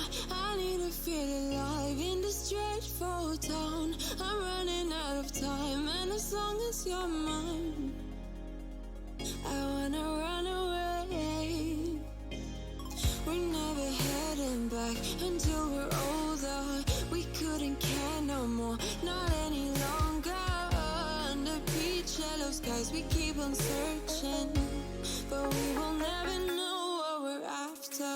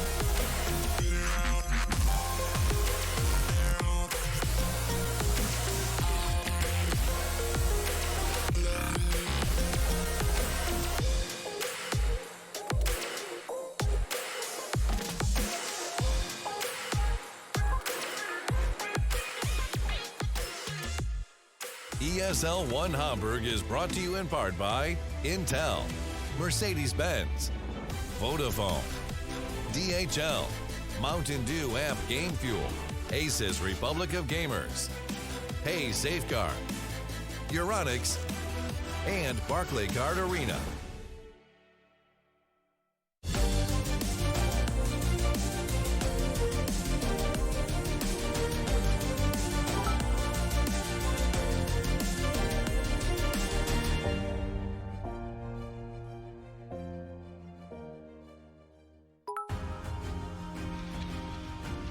Welcome back to Hamburg for live coverage of ESL 1 Hamburg. It's Championship Sunday, ladies and gentlemen. The top 3 are guaranteed already, but who wants to finish second of the losers? Certainly not Gambit, so they've got plenty of fight left in them, and they're going to need it all because they find themselves a game down against Alliance. Reminder for you, best of 3, winner goes to the grand final to face TNC in a best of 5. Nahaz and BSJ alongside me, and the draft has already begun, so we'll drop you in there right away. Gents, let's get rid of that void. Let's just ban the void, right? I mean, I think so. I'm not convinced. I think TNC showed they could play against it, but TNC's shown that they can play against everything. I think the big thing is you just can't play against Void when it's Void's team that has the save advantage. Yeah, I was going to say that like both teams had this wombo combo team fight-esque type lineup, and one team had saves, so they could kind of play around the opponents while the other team didn't. And it's Alliance this time with the mag. Ooh. I think the Void issue is obviously going to be big in this draft with Gambit this time. You know, roles reversed, right? Of course. But I really think that's the pick I wanted to see. That is it right there. Shotchlo, who other than FNG, he's really the veteran on this team. He's 0-18-18 in his last games. Alliance, though, there's a reason Gambit banned this first phase in the last draft. Yeah, got rid of it last time round. This time round, they decide they're going to get rid of the Aber in the first phase, and instead it gives Alliance the Elk. Yeah, the heroes like Wyvern and Abba being forced to ban first round this game just open up a lot more heroes. Would you have banned the Wyvern? Would you not have banned the Elk and left the Wyvern in? I'm almost surprised they banned the Wyvern just because Alliance was first pick. It almost enables the first pick Void or Mag. The thing is, last game, we talked about both teams having the team fight. It's a role reversal here. Gambit has the saves and like the Guardian Angel from Omni Knight to counter all the physical damage coming out during the RP. And the problem was last game for Gambit, they had this Juggernaut hero as their carry, right? This hero wants the fight to be quick, and he wants to be able to burst people down during that RP. On the other hand, Alchemist, not so much. He's kind of this durable, just long drawn-out fights are kind of fine for him as long as he has enough items. And Omni Knight Void aren't really going to pressure this Alchemist. I've seen Voids tend to struggle against Alch because he's one of those few heroes that in the mid-game gets enough items where you chrono him and he just doesn't die. So I'd like to see the AA ban, I think, is really important here. I was going to talk about either AA, something like Skywrath Mage stands out to me. AA is definitely the best one just because it counters pretty much all of what Alchemist wants to do. Well, and they banned the Shadow Demons themselves. Gambit does another hero that I value a lot, both in combination with and against the Alchemist. You talk about trying to lock down those kills on him in the mid-game. Okay. That doesn't kill out. That doesn't kill out, but it does. It's a block pick because you don't want to give it up against your Void. And Omni. Yeah. That's true, yeah. I mean, Rubik's really nice against Omni. We joke about Rubik being the better Omni Knight. Yeah. The thing is, though, I just don't see them addressing the problems kind of like last draft. Like last draft, you picked this first pick Void for Alliance, and Gambit never picked heroes that made it hard to play Void. Like, it was very straightforward. You see a guy in front of you, you chrono him, he's going to die because you have the ability to remove their defensive spells with Shadow Demon. This game, Alchemist is really only afraid of getting bursted and ran at in like the early game, like ran at in the early game and then bursted later, and they don't have any of that so far. This is, are we sure we've got the right teams? This is just completely reversed. It just looks like mirror images of the last draft. I do think this is just a better version of Gambit's draft from last game, though, meaning the Alliance draft. I think Alchemist is much better in these types of games than a hero like Juggernaut. I mean, I think in this meta overall, Alchemist versus Jug is just not a comparison. This Alchemist hero just looks like complete BS. That's what I mean, though, right? When you have the same heroes, even though it's one hero difference in this draft, it's a big one. It's a big one, right? I mean, yesterday when we interviewed March, he was very coy about it, wasn't he? He was quite happy to go, Morph Shaker? Yeah, totally broken. And we were like, is the outgrown? He was like, I don't really want to talk about it. Yeah. He's a bit coy. And I think that's why. Yeah, after the major, they'll talk about it. Yeah, absolutely. Oh. I think the Leshrac here would be a decent choice, but I don't know if you want to give up your mid. Give away your mid. We'll say that the Jakiro got through this time. They could pick it up with the Void. It does do the early tower pushing. Yeah, which they could take now if they want it. Yeah, you know what? That's a block pick. They're worried about the Lich. They're worried about the Lich Grimstroke. That is one of the most potent duos for sure, but I'm telling you, man, last game I think to myself as a carry player, I want to play Void in this game. I look at their lineup, I picked it first, I want to play it. In this game, I look at this Alchemist pick and I'm like, I'd be willing to pick this now. Like, this is a nice pick, fifth. Do we think this mag is a 4? Based on what Alliance, I agree with Blitz, what he said. Don't give 33 the mag, give him a hero that's able to be active in the game. So the LC is still available? Yeah, I wouldn't even mind a Brewmaster again. Wasn't it Alliance that ran the Brewmaster? That was the big pivot last night from game 1 to game 2, where they swapped over, put the mag on the 4 with Hanskin and put 33 on that Brewmaster, and it just looked so different with him able to dictate the flow of fight. Yeah, we saw him throwing up the Abaddon of the opponent team in fights, and I think it's similar here with the Omni Knight. If you're able to, you don't necessarily have to pick Brewmaster, but if you're able to pick an offlaner that kind of separates the fight, causes it so that it's not so straightforward to just Guardian Angel as well as Heavenly Grace or Void here. Well, Brewmaster he's also unique in the offensive AoE purge. Yeah, the AoE purge. Does the okay. I like it. I don't like that as much, but I do like the fact that it's not an offlane mag. Again, it's just if you look at how Alliance likes to play, the timing of their 5-man, how they like to control, they want to control as broad an area as possible on the enemy side of the map. And I feel like Beastmaster, between the vision that he brings, that constant lane pressure, I feel like he just plays into their tempo so well. He will help them get the vision advantage for these fights and able to take the fights that they want. The problem with a hero like Brew is he isn't like a hard lockdown. He isn't a reliable initiation, which is really something they didn't have. Yeah, they have the Magnus, but since they're putting it at the 4, like we talked about, RP is more of a supplementary ability rather than the core part of your team fight. So I still like heroes like Dazzle for Limp in the mid lane. Yeah. Any hero that, none of these heroes actually build team fight items.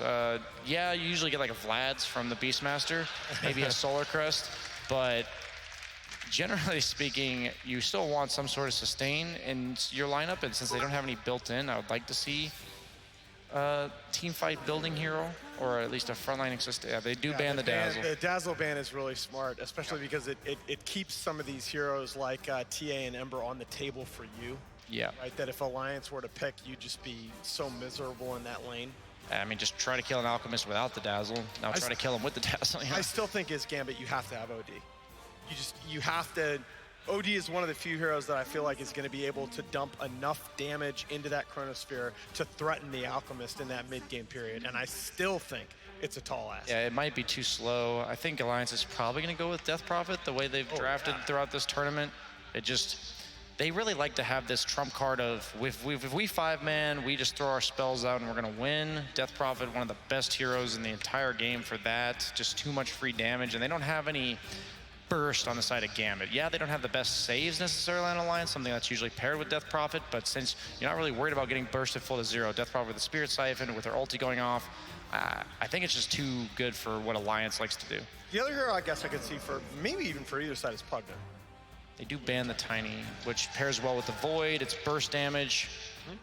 This is potentially the final game of Gambit's ESL 1. Do they not just bust out whatever they think is completely and utterly broken? Gambit just hasn't had much in the way of cheese strategies. They haven't. Problem. They have been rather straightforward, even though we've talked about, they go for the Limp Lina, an absolute signature. And again, it's such a nice counter because I read OD here, and Limp will crush that lane. Yeah, that is a preemptive block pick for stuff that's already good against what stuff they have.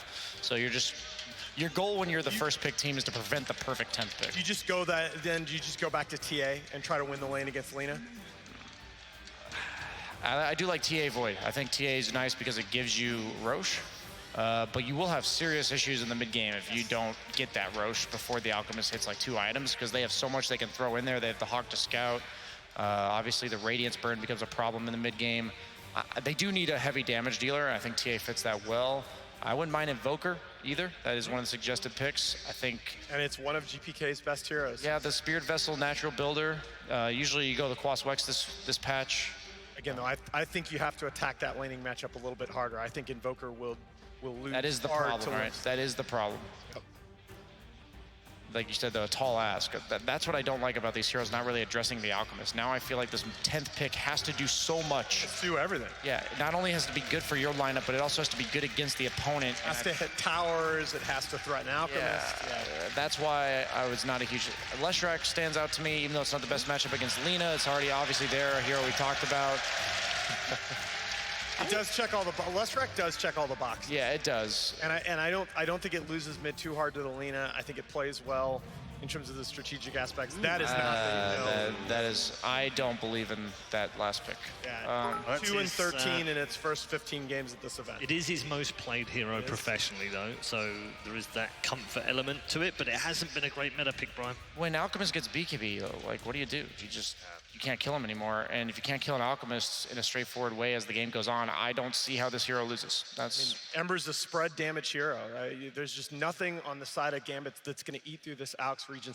Gambit, they just need to roll these lanes. Yeah. Right? They are all in on the first 12 minutes of this match. Yeah, pretty much.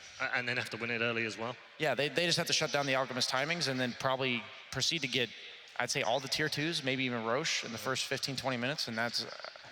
So you're looking to get this closed out, what, 25, 30 minutes max? Yeah, you have to be in control, not necessarily close it out, but Alchemist has to be the only hero with any semblance of farm.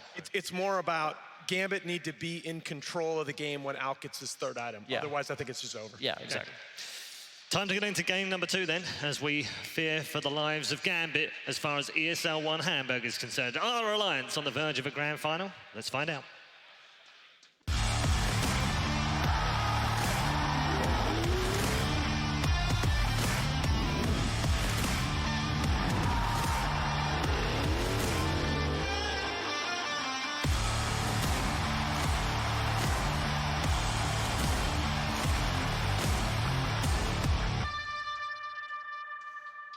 The beauty of Dota lies in best of 3s and double elimination. It offers you a second chance to be able to reclaim a tournament after losing a series, and at this point, a second chance for GPK to prove that he is the up-and-coming mid laner that is all the star power on Gambit. Another opportunity for him is the Ember Spirit. Yeah, I mean, it's not the easiest Ember game, though. We were debating, like, what was the last pick or what it should be. And it's not straightforward at all. Like, I was suggesting some wild stuff. Yes, you were. But I don't actually know. That's why I think it was such a good outgame, because you needed something that dealt damage, that doesn't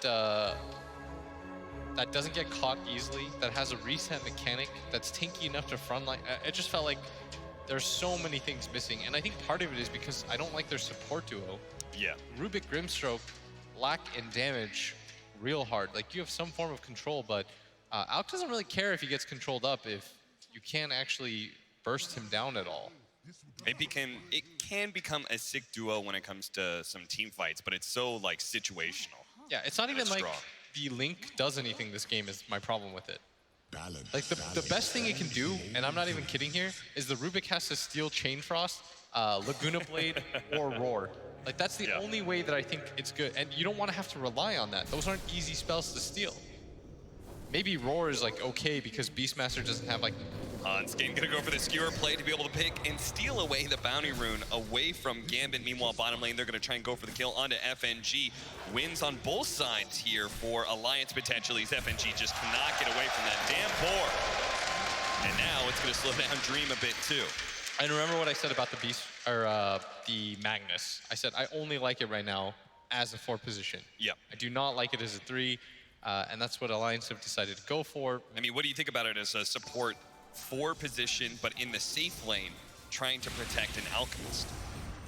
I mean, I actually think this lane is just a wash. It's whatever. Okay. Like, the annoying thing about playing against Alk is unless you can, like, absolutely dumpster his lane, he doesn't really care. Like, mediocre laning phases mean nothing to Alchemists.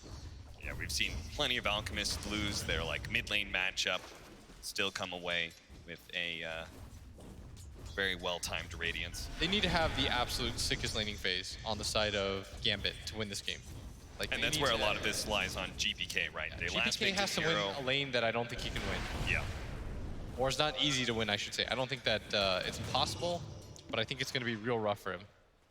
See what he can do. If he can win his laning phase and then translate that into a very dominant 10, 15-minute window, certainly get them to the kind of start they need to be able to defeat this Alchemist with a slower lineup in Omni Knight and Void as his other two cores. It's going to be real impressive if they can't get it done, though. Nice skewer up the cliff, making sure he couldn't get the purification to secure all that CS. And so Nico Baby is now top of the board as a result. Not getting contested that hard. I figured this would be a pretty free lane for Omni, but Hanskin's doing all the little things right this stream. They're going to try to go on to 33. He needs some bashes here, though, if he's going to get a kill, like, presumably right now, but doesn't end up getting it, and in fact, cops a lot of damage himself. Just that Frost Shield. This is why Alliance wanted to put the Lich bottom lane instead. Two melee heroes up against the Inkswell and Faceless Void combos, just a bit too hard, but with a ranged hero and Frost Shield, it makes a lot different. And Nico Baby is going almost completely uncontested in this lane. They've got the top 3 CS, and I mean, I just like Beastmaster, and GPK actually does it. He actually does manage to get the kill on Limp. He'll die afterwards, which is a nice little reset for him. Fada almost dying here. Dream is going to time walk forward, begging for a bash. But now, after the fairy fire, he realizes he's too low, and he has to be running away from Fada, who does have a mango. He can actually heal up, and if he could get close enough, get a Frost Blast. We might actually decide to trend this with the haste rune, but both players salving up, not really worth his time. He's only level 2. And GPK, I mean, he did it. He got the solo kill on Alina. I didn't think it was going to be possible, but... Now he's got the experience advantage, which is going to be massive. If he can keep this up, he'll hit level 6 first and might be able to kill Limp as a result of that. Still, though, always have to wonder about Nico Baby. Bottom lane, they're going to be able to just run in with an Inkswell. Didn't even use the time walk just yet. FNG is going to be turnaround kill, though, from the 4. That's what Dream's going to focus on, but 33 denies it. Just great awareness by him. They're getting every little bit here, and they need to start pressuring the safe lane soon. The Omni Knight's doing just fine, but it's not really the Omni's game that we're trying to enable here. Yeah. And it's not like they're going to have like a super good rotation from their safe lane either. It's going to have to come from the Ember Spirit. A Chrono Spear into an Omni Knight. That doesn't really sound like a killing duo. No, not at all.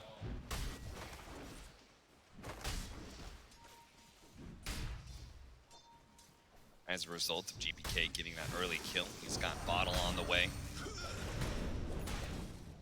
Nice dodge there with a sleight of fist. At the same time, Shantalo is doing very well for himself in that off-lane position, a bit better than 33's Beastmaster, who's 17-3 right now, but Dream has been really pressured. He keeps on having to go for these kills with the Inkswell combo, but it's not actually alleviating the pressure when it comes to CS. Empire's gonna batter away at this courier, but 55 damage, like... Yeah, it's not a thing.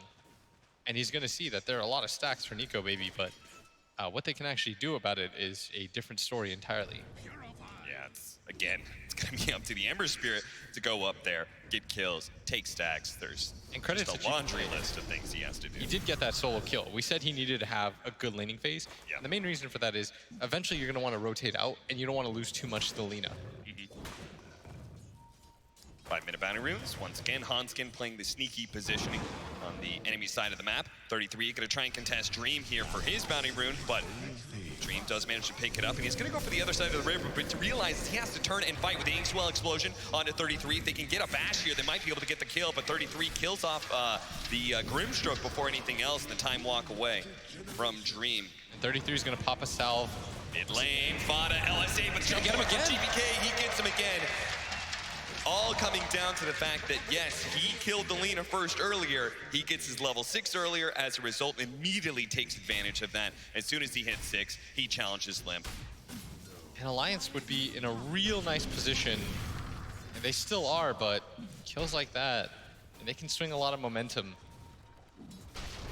That's now 2 solo kills by the Ember onto the Lina. It's going to make his rotations feel a lot better, and they're going to need him to make this move into the jungle. Don't allow this Alk to just farm this with this cleave.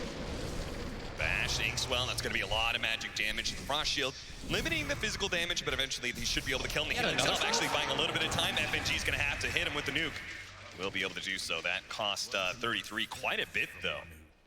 Feels like he's had like 4 salves. Yeah, popping so many salves means that, yeah, he's doing okay in CS, but his net worth is going to start dropping. And now they're going to swap things around as Hanskin's going to leave Nico Baby to his own devices, and he's going to pick up some levels here in the jungle. Wants to take advantage of this. I like this timing. They didn't overstack anything. Yep. Going to make it so that the Ember, it's not really worth his time even if he were to make some sort of aggressive maneuver. It really is the earliest you could go into the jungle. He clears 1 stack, gets his level 6 as a result of that. Now with Chemical Rage, he can just freely keep clearing through things. All 3 players spotted out by that Hawk. Nico Baby a little bit low. He's got on the ward, but Vampire's going to be spotted here, and Limp doesn't have the mana to be able to work with. So Vampire will be able to get out.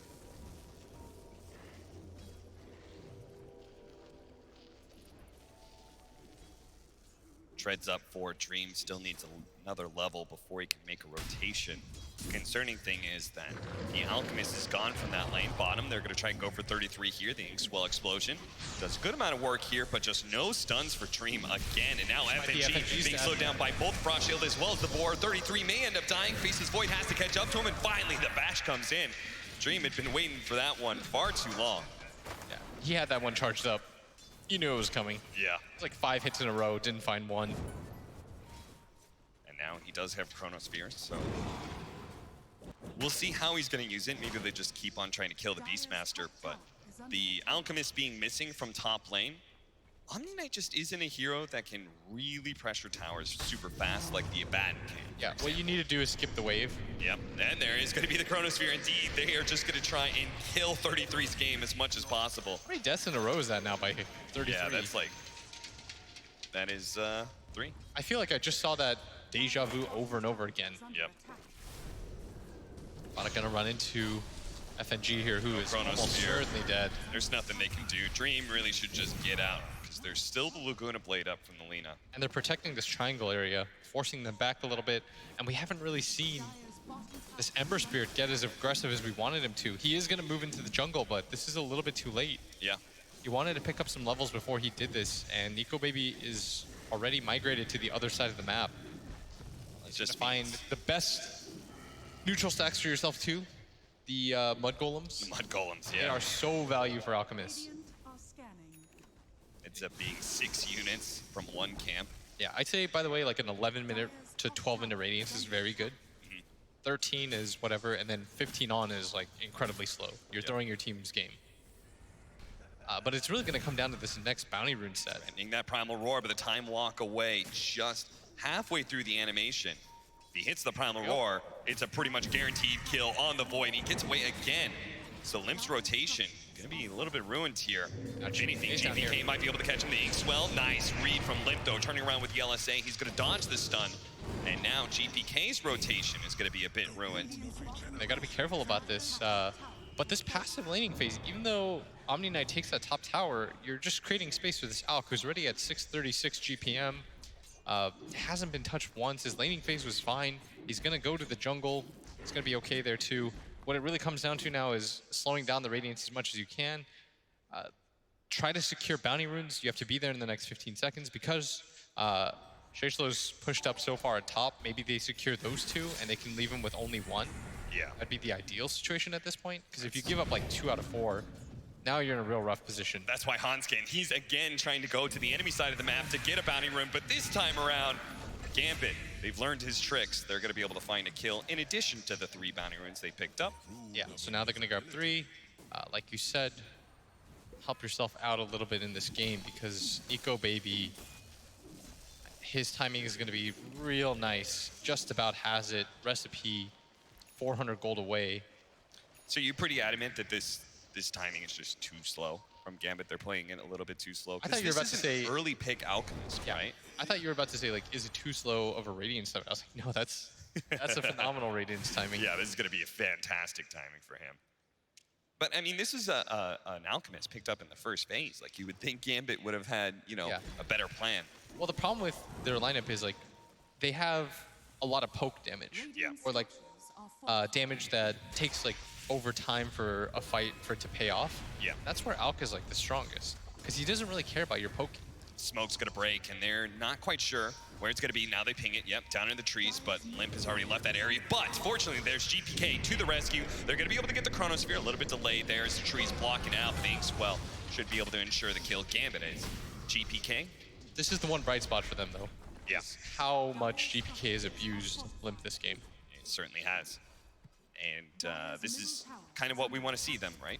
Hey, So you're they're just taking some making- early towers. You're making Nico Baby's job a little bit harder by putting yourself in this position, because now they've lost mid tower, they're getting some semblance of map control, and it only takes 2 or 3 rotations into the Alk's triangle to slow him down quite a bit. He's not unkillable at this point. They need a little bit more out of him before he gets to that point.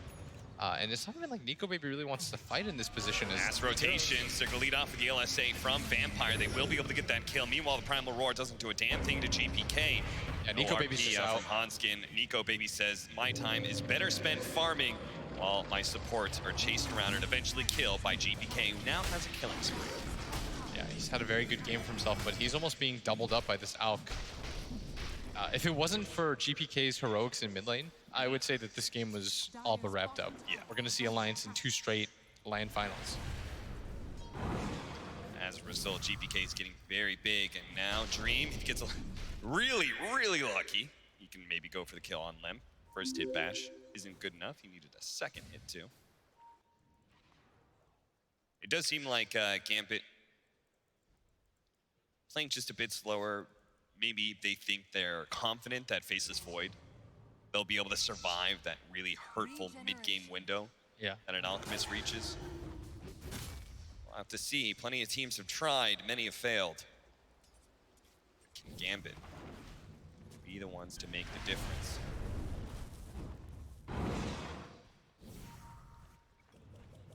How's 33's farm doing? Straight Vlads, no boots. I've been seeing this from 33. He really likes the early Vlads a lot. That's such a good item for his Alk in this game. Yeah. It's not even like he needs, I don't even think the pipe is that And the important for RP him. on GPK. Activates kill. trying immediately. The Primal Roar stolen by Vampire, but there is going to be that Frost Shield now. The Primal Roar turned around on GPK.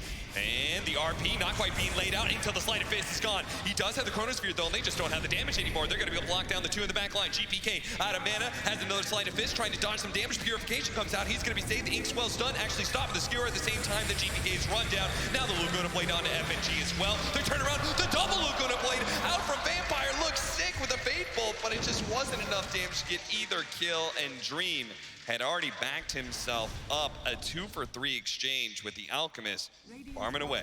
Vampire was insane there, by the way. Yeah. He has stolen Roar, Laguna Blade in that one fight alone, and they still don't have enough damage to win that fight. That tells you how deficient this lineup is. Yeah, we're going to see that one again. Their Maybe if they had targets- waited for the, but there was nobody else nearby. Yeah. I mean, it looks good at this point where so many stuns were being used on GPK and he still lives through it all. But then he just ends up running out of mana so quickly.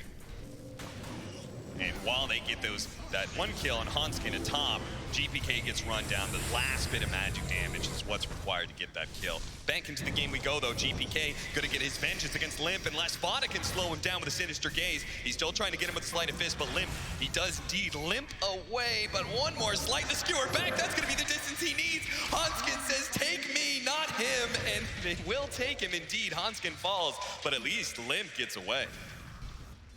Meanwhile, at bottom lane, the true threat of this game, Big Boss himself on this Alchemist. Can they get 3 bounty runes again for Gambit? It's looking like it. Nico Baby, though, with almost having the Manta. Yeah, I feel like I saw this game, the TNC one, yesterday against Gambit, where Gambit just struggled to ever bring this hero down. Do you feel like Gambit has made any adjustments since then? In their lineup, no, but in their play itself, yeah. I mean, I think they're doing the right things. They're taking over the jungle. They're trying to make the map smaller and smaller. I mean, look at their ward vision alone. They place so much vision into the triangle, which is not easy to do, and oftentimes it's going to get dewarded, but you're doing everything you can to slow down this Alchemist. But the problem with playing against Alk is he's going to get his. Like, no matter what, Alk will get big. And Nico Baby's adjusting to the fact that he's assuming they have ward vision, and he's just taking over Gambit's jungle. There will always be somewhere for Alk to farm as long as Alliance are grouped up ready to defend and they play as 4. So what Gambit thinks is, we're shrinking the map, but in reality, you're shrinking the map for like 3 heroes, but Nico Baby will just farm your jungle instead, and he's going to be just fine doing that. Yeah. He's still incredibly far ahead of anybody else in the game. He's almost double the net worth of your own carry.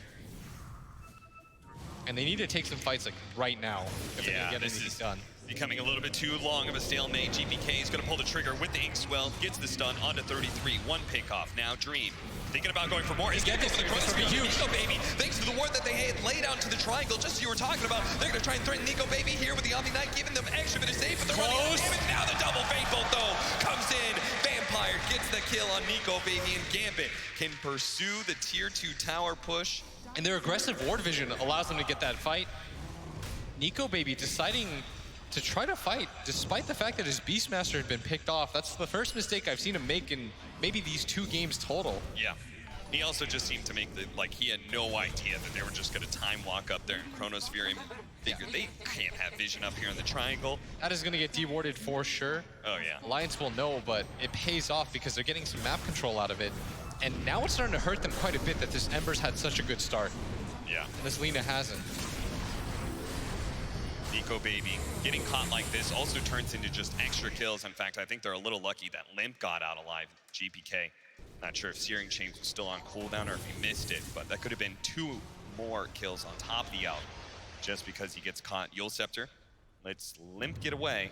GPK's being a boss right now. He's just leading fight after fight. You saw that they lost the fight. They immediately go in anyways. Right now, Limp's gonna try and get the 2-man stun, and he does. Looking for the blow up on the Rubik, almost gets him, but the Purification comes in time, and now the Laguna Blade's been stolen. But Vampire, oh, nice. They do manage to quickly dispel off that stun. Vampire's ready to turn in a second here, but Nico Baby's looking to just run down this support, and another Purification. Helping him out, Chemical Rage, GPK is into the back lines, just chasing away the rest of Alliance heroes before jumping to the triangle. They've got to be patient, Alliance. Nico Baby will carry this game. You just don't want to have to bring them into these engagements so early on. Like, they were doing such a good job of creating space for him, but the decision to bring him back into these fights, I feel like, is a bad one. It's like when we were talking about the Wraith Kings and Lifestealers, the Midas Radiance, that's not your timing. It's the item after that. Same goes with the Manta Radiance on Alk. You're not actually that tanky. You need 1 more item before you saw Armel yesterday. He did not fight before he had heart. Oh, yeah. And that's kind of the position that you want to put Gambit in, where you get this heart. Gambit can never burst you down. You've got this Frost Armor for him too, so he doesn't really need that armor item. And suddenly he's real strong. But as a result of him getting forced back into his own jungle, he might even just go down. Kill. They should be able to. Nico Baby, the RP coming out. No! He doesn't actually use it there because Nico Baby's already dead. Now they're going to be able to get the Chronosphere on the right-hand side. Limp is in trouble. GPK is going to jump in to make sure that mid laner of Alliance is dead. And with the 2 cores dead and a support down as well, they can immediately go high ground. I think Alliance, they're counting their chickens before they hatch. I think they realize, like, this is a very good out game. You don't really have to do too much, but feels like they're just getting cocky. They're making plays, thinking like, oh, well, the game will eventually be over. And Nico Baby was doing such a good job of avoiding his own jungle, but credit to Gambit for their aggressive warding. This is really what makes the difference. Oh, yeah. It's not just the play, it's Dream gets that Chronosphere off because he sees vision on the map. And they're going to take this Rax because they have vision in the enemy jungle. Like, they're getting out-warded right now, and Alliance haven't found any of those wards. Those 2 wards that spotted him coming into the shrine in the first place are still up. The fact that the left one by the neutral camp is still alive is insane to me. Yeah, that's a little bit egregious, but they just haven't been given any window of time. Finally, Alliance will punish Gambit for their aggressive positioning, catching 2 as Gambit trying to split up across the map to pick up bounty runes. Instead, Nico Baby's able to find 2. Yeah, Nico Baby's probably begging his team, please, slow down this game. Everything was fine 2 minutes ago. Yep. Game has taken a sharp turn since then. It's now 20 minutes in, a 4,000 net worth lead for Gambit. We're against an Alchemist lineup. They've taken the mid tower as well as the ranged barracks and can take shrines at their leisure as well, because they're probably still stronger in team fights. Yeah, and what I really didn't like about that play when he got caught in the jungle is, where are his supports? Yeah. The only way that you farm into your own jungle there when you've lost your mid tier 1, and you're tier 2 and the top tier 1 and tier 2, you have to be there. You have to be able to protect him. And if you're not, then you shouldn't be there. Go to the triangle area where you've got a shrine instead. Yeah. Smoke up from Alliance. They're trying to get aggressive, trying to go for pickoffs. Limp not getting the Yules after that time walk there. Actually, I now. You know, I feel that. You know you're gonna get caught anyway. Just run into them. Yeah, but Roshan might be a thing now too. And indeed it is. Yep. By losing that that Lich, one of two things happens. Either you show that you have vision, and Lich buys back, and you all in for this Roche fight, which is still scary. They've got Chrono in 1 second. They got more than enough damage too. Oh, certainly. And Alliance don't want to take this fight because, again, they're out. He wants a little bit more time for this. Unstable Concoction already used. It may not be up in time. 5 seconds before Roshan falls. He does have the Blink Dagger. He can make a big splash here with 1 initiation. They do manage to find Limp, though. The silence laid out onto him. Now the Chronosphere with Nico Baby having the Unstable Concoction already popped. He's going to stun himself with the Ink Swell to follow it up. It is just chain stun Nico Baby. The Sinister Gaze buying him a little bit more time. We've got him more, but it's not enough. The damage comes in. Now the Purification out onto Dream to keep him healthy as they just pick off Alliance one after another. 33 is going to be the 3rd kill. Looks like Hanskin, they know where he's at. And the Roshan. He's going to try and chase him down with the Arcane. Hanskin's just going to farm. He's like, I'm dead. Yep, I know you guys are catching up to me. He's going to try and push out the lanes as best he can, but an ultra kill for GPK. The star mid laner of Gambit. We structured this story for game 2 about being about his play. We said for game 1, he needed to be able to carry more than his share. He needs to do the impossible. He did it in game 2. I actually can't believe how well he's playing right now. He has gone completely off. He has ruined Limp's game. Limp's decision to go for the Yule Scepter there. You're tipping off that you know that you see them. They've got gap close, and you've used your only defensive ability. There's no save on your team. Once you use that Yule's, the Ember Spirit feels perfectly fine chasing after you. The cores are just not coordinated this game on Alliance. I feel like they rushed this game a little bit too much. Nico Baby taking so much damage from that Mjolnir already. Dream. Oh, they do manage to hit that LSA, and now Dream's going to be able to maybe slow down somebody with Inkswell just out of range to be able to go for Limp, so instead he hits his 33, who does have a buyback. He's going to use it immediately. Dream, still man fighting against Nico Baby. He's got a Purification coming in. Nico Baby's not going to win this man fight, and it's still against an Aegis. That's why the Skewer comes in, tries to take the RP, but GPK jumps to the back line, not quite enough to get the kill onto Nico Baby. GPK instead tries to go for Limp, but he's going to Yule's up. LSA, dodge with the Sleight of Fist, while Dream does manage to finish off Bada. Go back to the buildings, reset for GPK. Now they don't have the ulti on the Alk, so he's got to be a little bit careful. They just got to give this lane up, I think. No RP. Take out the Aegis, but I don't think they can take this fight 4-on-5. And Limp had to use the buyback too, as did 33. So any sort of diebacks, real worrisome for Alliance right now. This is looking like Alliance is going to have one last shot, being able to stall out this game. But a double chains, Vampire. Thought about it because he does have the LSA, but now they're going to try and retreat without losing anybody, covering each other with force staffs and slows. The Shrine being taken out. Dream doesn't have the Aegis, so maybe they want to just wait a little bit. They do have a Manta now on him. He's going to push out this bottom lane. The rest of his team looking to connect. They want to apply the pressure to Alliance. They smell blood right now. Yeah, they certainly do. 28-11, a 13,000 net worth lead against an Alchemist. All they have to do is just march down lanes as long as they don't get caught anywhere. And this game should be easy. For Alliance has to be so disappointing. You got an Alk with Cleave.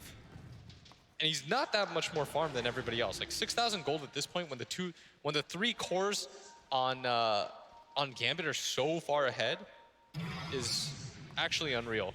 Like look how far down the next Alliance hero is. It's Limp, barely has anything as the just straight up a 2-man Chronosphere. That's going to be 33, almost dead immediately. And now Nico Baby in trouble. He does have the Frost Shield. That'll slow down some of the damage, but it's just not looking like it. They have so much magic damage on top of that. Vampire stolen Chain Frost. Bounces around a little bit, but they actually see Hanskin from the cliff area that they were at. He throws out the stolen Chain Frost from Excess Vampire to finish the kill. Vampire's so good. He's go good. Stolen Lina.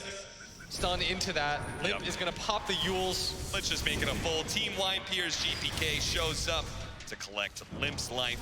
Another Sleight of Fist. Wicked sick for him. 11, 2, and 10. This guy, they're going to call it. That's it for Alliance. An even series now as Gambit managed to win game 2. our panel. I think Alan said he could be the next no one. GPK certainly turned up big in clutch for Gambit, as they certainly needed it against that draft in game 2. Admit, the fact that he gets 2 different solo kills onto Limp, he takes his tower. Oh my lord, he overperformed on this hero. So important he gets that first one. He gets the kill before Limp does. He gets the experience, therefore he gets his level 6 master. He kills Limp again, and it all just snowballs from there. It's amazing how one player's performance can do a lot, but Gambit as a whole playing quite well in that second game. Yeah, most Alks can carry that game, but if your team is doing that bad and they're just throwing away hero after hero, they never got D-wards into their triangle. They never got D-wards into their own jungle. That one ward by that medium camp that was blocked for like 6 minutes, like you said, that was egregious. The fact that that was just left there and they didn't really think about it. There were just so many opportunities where I feel like Alliance were just being a little bit sloppier than normal, because I think they just thought the game, like, we're good. Everything's fine. Nico Baby, look how far ahead he is. But you need to give him a little bit more time than that. Just 3 minutes of free farm alone would have changed that game. Gambit lost the last time they matched up against the Alchemist, but they made the adjustments in this game. What can they do going into game 3? Thanks, James. Yes, one of the many questions we'll ask our panel. We've got Nahaz and BSJ to talk to you about game number 2, a game in which both of them predicted that Gambit had to do very good things in the first 15 minutes and win it by 25. And who knew that these guys were actually clairvoyants? That was, I mean, perfect breakdown, wasn't it, from the draft? Got to do well in 15, got to finish by 25, job done. Yeah, we gave them a very specific win condition. I didn't really believe they could pull it off, but I mean, you talk about all these theory crafting during the drafting phase. You're like, this is what's going to happen in the game. This is what we think the game's going to look like. And then your mid just dies twice solo to the opponent. And whenever you have an Alchemist lineup, it's always going to be him on the top of the net worth. And the biggest concern you have to look at when you're seeing if the team's winning or not, because it's a little skewing on the net worth, right? It's always about where the 2 and the 3 position players are on the Alchemist team. And like, when you're against Void, you're just going to get chronoed and die. I didn't like the Manta purchase because you're still died to Rubik Grim and you're the only hero with farm on your team. It's just too easy to focus him at that point. Really well played by Gambit. Props to GPK. Yeah, I mean, GPK, that's the one. We called it and we said it's been such a difficult hero to do well on at this tournament. I think it was like 2 and 14, I think, before.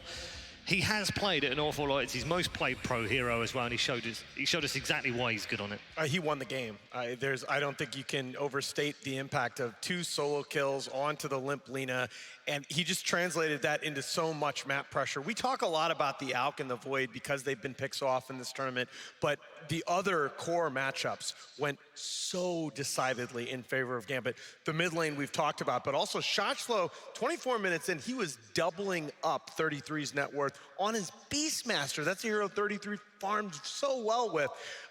This is when, yes, Alchemist is your win condition, but your other cores are just not even in the game. Were you weren't convinced, were you, when we left this area at the end of the draft? You were pretty sure this was going to be a 2-0. I had written this off. I had flat out, we talked about the win condition. I feel good about that, but I felt how much did Gambit need to do in that early game to have enough control? Because if you make one mistake in that draft against Alchemist once he has 3 items, and I think you lose the game, but they're just so far ahead at that point, and Gambit they played clinical Dota. All right, let's check in with Purge and find out what he had to say about game number 2. Hey guys, it was a little bit hard for Alliance to win this game due to their draft. Put them a little bit far behind in some ways. We've got a Magnus support, very difficult to get gank rotations, especially pre-6. They've got a Lich who max Frost Armor, so very low damage output before he hits 6. Lina had a rough time, and the other hero is a Beastmaster, so it's very reliant in some ways on sitting back and getting farm for a bit. They do a timing here at the 11-minute mark with Radiant's finish. They're going to kill GPK in the safe lane. They roar, they get ready to RP. Then they realize that over on the side, their Lich gets caught, so that's more damage potential, more disable potential, and if they commit to a fight, they're not going to be able to fight long enough probably to win. And the cool thing about the Gambit lineup is the Grimstroke just makes Ember Spirit such a better hero, which further made better the fact that he got those 2 solo kills. And then about the 13-minute mark, great vision, laying the foundation for this on Gambit. They end up messing with their opponents in the enemy jungle, and just look at the impact of Alk in this fight. Obviously a stolen Aurora is a huge deal, but disable, into disable, into disable. Effectively, all he's doing is Radiance burning this entire fight, which really wasn't that big of an impact. They went about even in this fight for both teams, so it wasn't really that great for Alliance. And then if we pause for a sec, take a look at the mini-map at this stage of the game. everything on the enemy jungle is warded. They've got almost all their towers remaining. If they control this area and keep the creep wave up, this tower going away doesn't even matter. They basically have full map control. And then they just kept putting on the pressure, spotting enemies, going for fights, and the only item progression he's made at this point is the Manta style, which offers basically just 10 stats. It's not very effective at this point in the game when he just needs to stop the magic damage from coming. That's coming from Rubik and Grimstroke. Way more impact than the Magnus Lich. So very good play by Gambit, but also solid draft to push a good timing against the Alchemist. Plenty of pressure on Alliance right now. After a fantastic game one, they've fallen victim to Gambit in game two, which means, ladies and gentlemen, we need a game three, which is coming up after the break. First, though, let's check in with Alliance with their pre-match thoughts. Our performance is pretty good, like in the playoffs. Like also in groups, I'm very satisfied. You know, like still a new team. Like a lot of the other teams we're playing have had their core together for much longer than us. So like we're still trying to find like what we're like comfortable with, what we like, you know, what directions we want to go in the game. So like sometimes we slip a bit, and that's when our performance doesn't look as good. But overall, I'm pretty happy with how we're doing. We have good communication, good leadership. I think we have a good read about the patch, actually. So yeah, I mean, some things we can work on is like just understanding each other better with the roles when we have to make, you know, adapt play styles. You know, we kind of have a set way of playing right now, so we could be a bit more flexible in the future, perhaps. Yeah. I think Gambits are a really interesting team. They have some cool strats, and it's a team that we scrimmed a lot against before the major qualifiers. We rate them very highly. I think it's safe to say they're the best in CIS right now. So it'll be fun. Like we haven't played them for like a few weeks now, but I think it's gonna be fun. Yeah.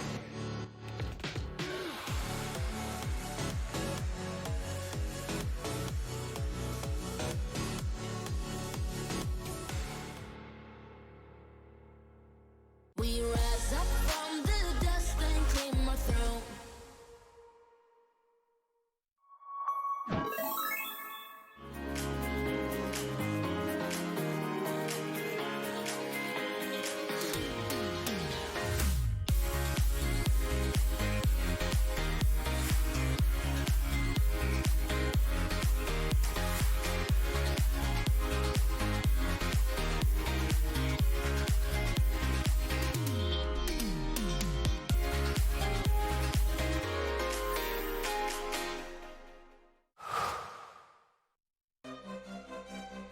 At the highest level of play, there can be no compromises.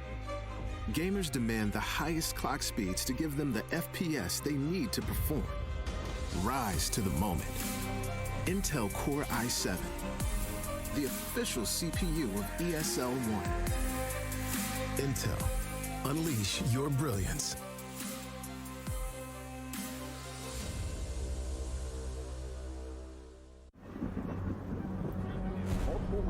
Have reported mysterious shadow sightings all around the city. According to experts, the origin of these shadows is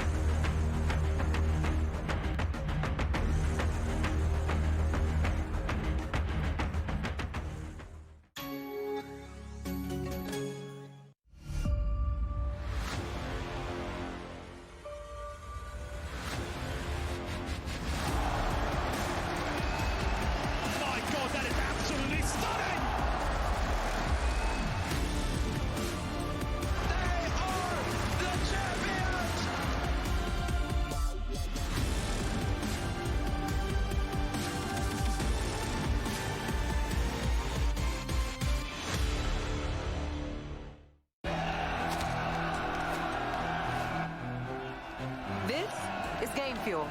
It's domination in a can.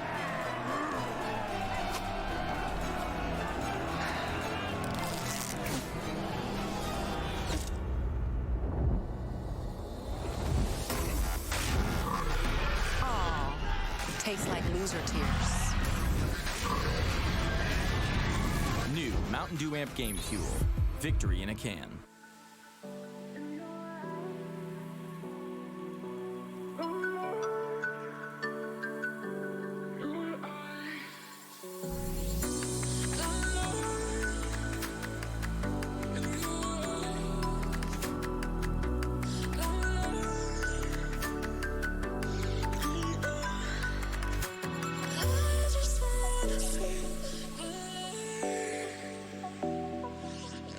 Storm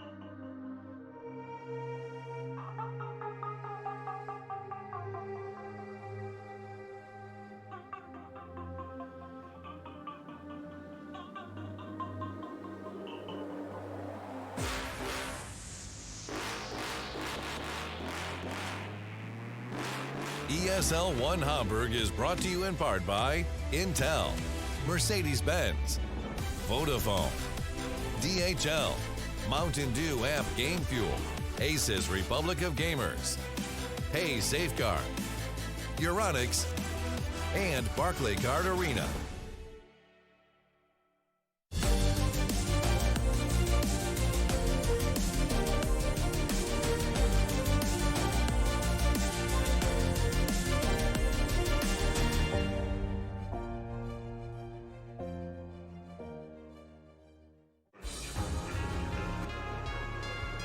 When we practice and play paths, we are playing like not against strongest players and not against strongest teams. And you have some kind of feeling of enemy timings, of how enemy will play and so on. But when you come to the tournament, you see completely different timings. Is this what we need right now to get this feeling? No, I mean, everyone is growing because if you have a fun game, you have a fun game and everyone will grow.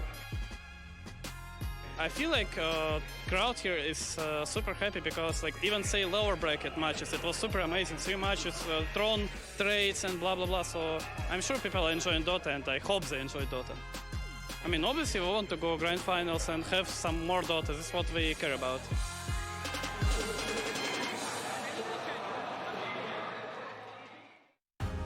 Here we go then, ladies and gentlemen. Game number 3 of the lower bracket final. Alliance versus Gambit. We're all tied up at 1-1, and we'll get you right into the draft because it has begun. These guys have waited for no man or woman here inside the Barclaycard Arena. They are already into the draft. We've already had 3 picks as well, and it's exactly what we had in game number 2 so far as well, Alan.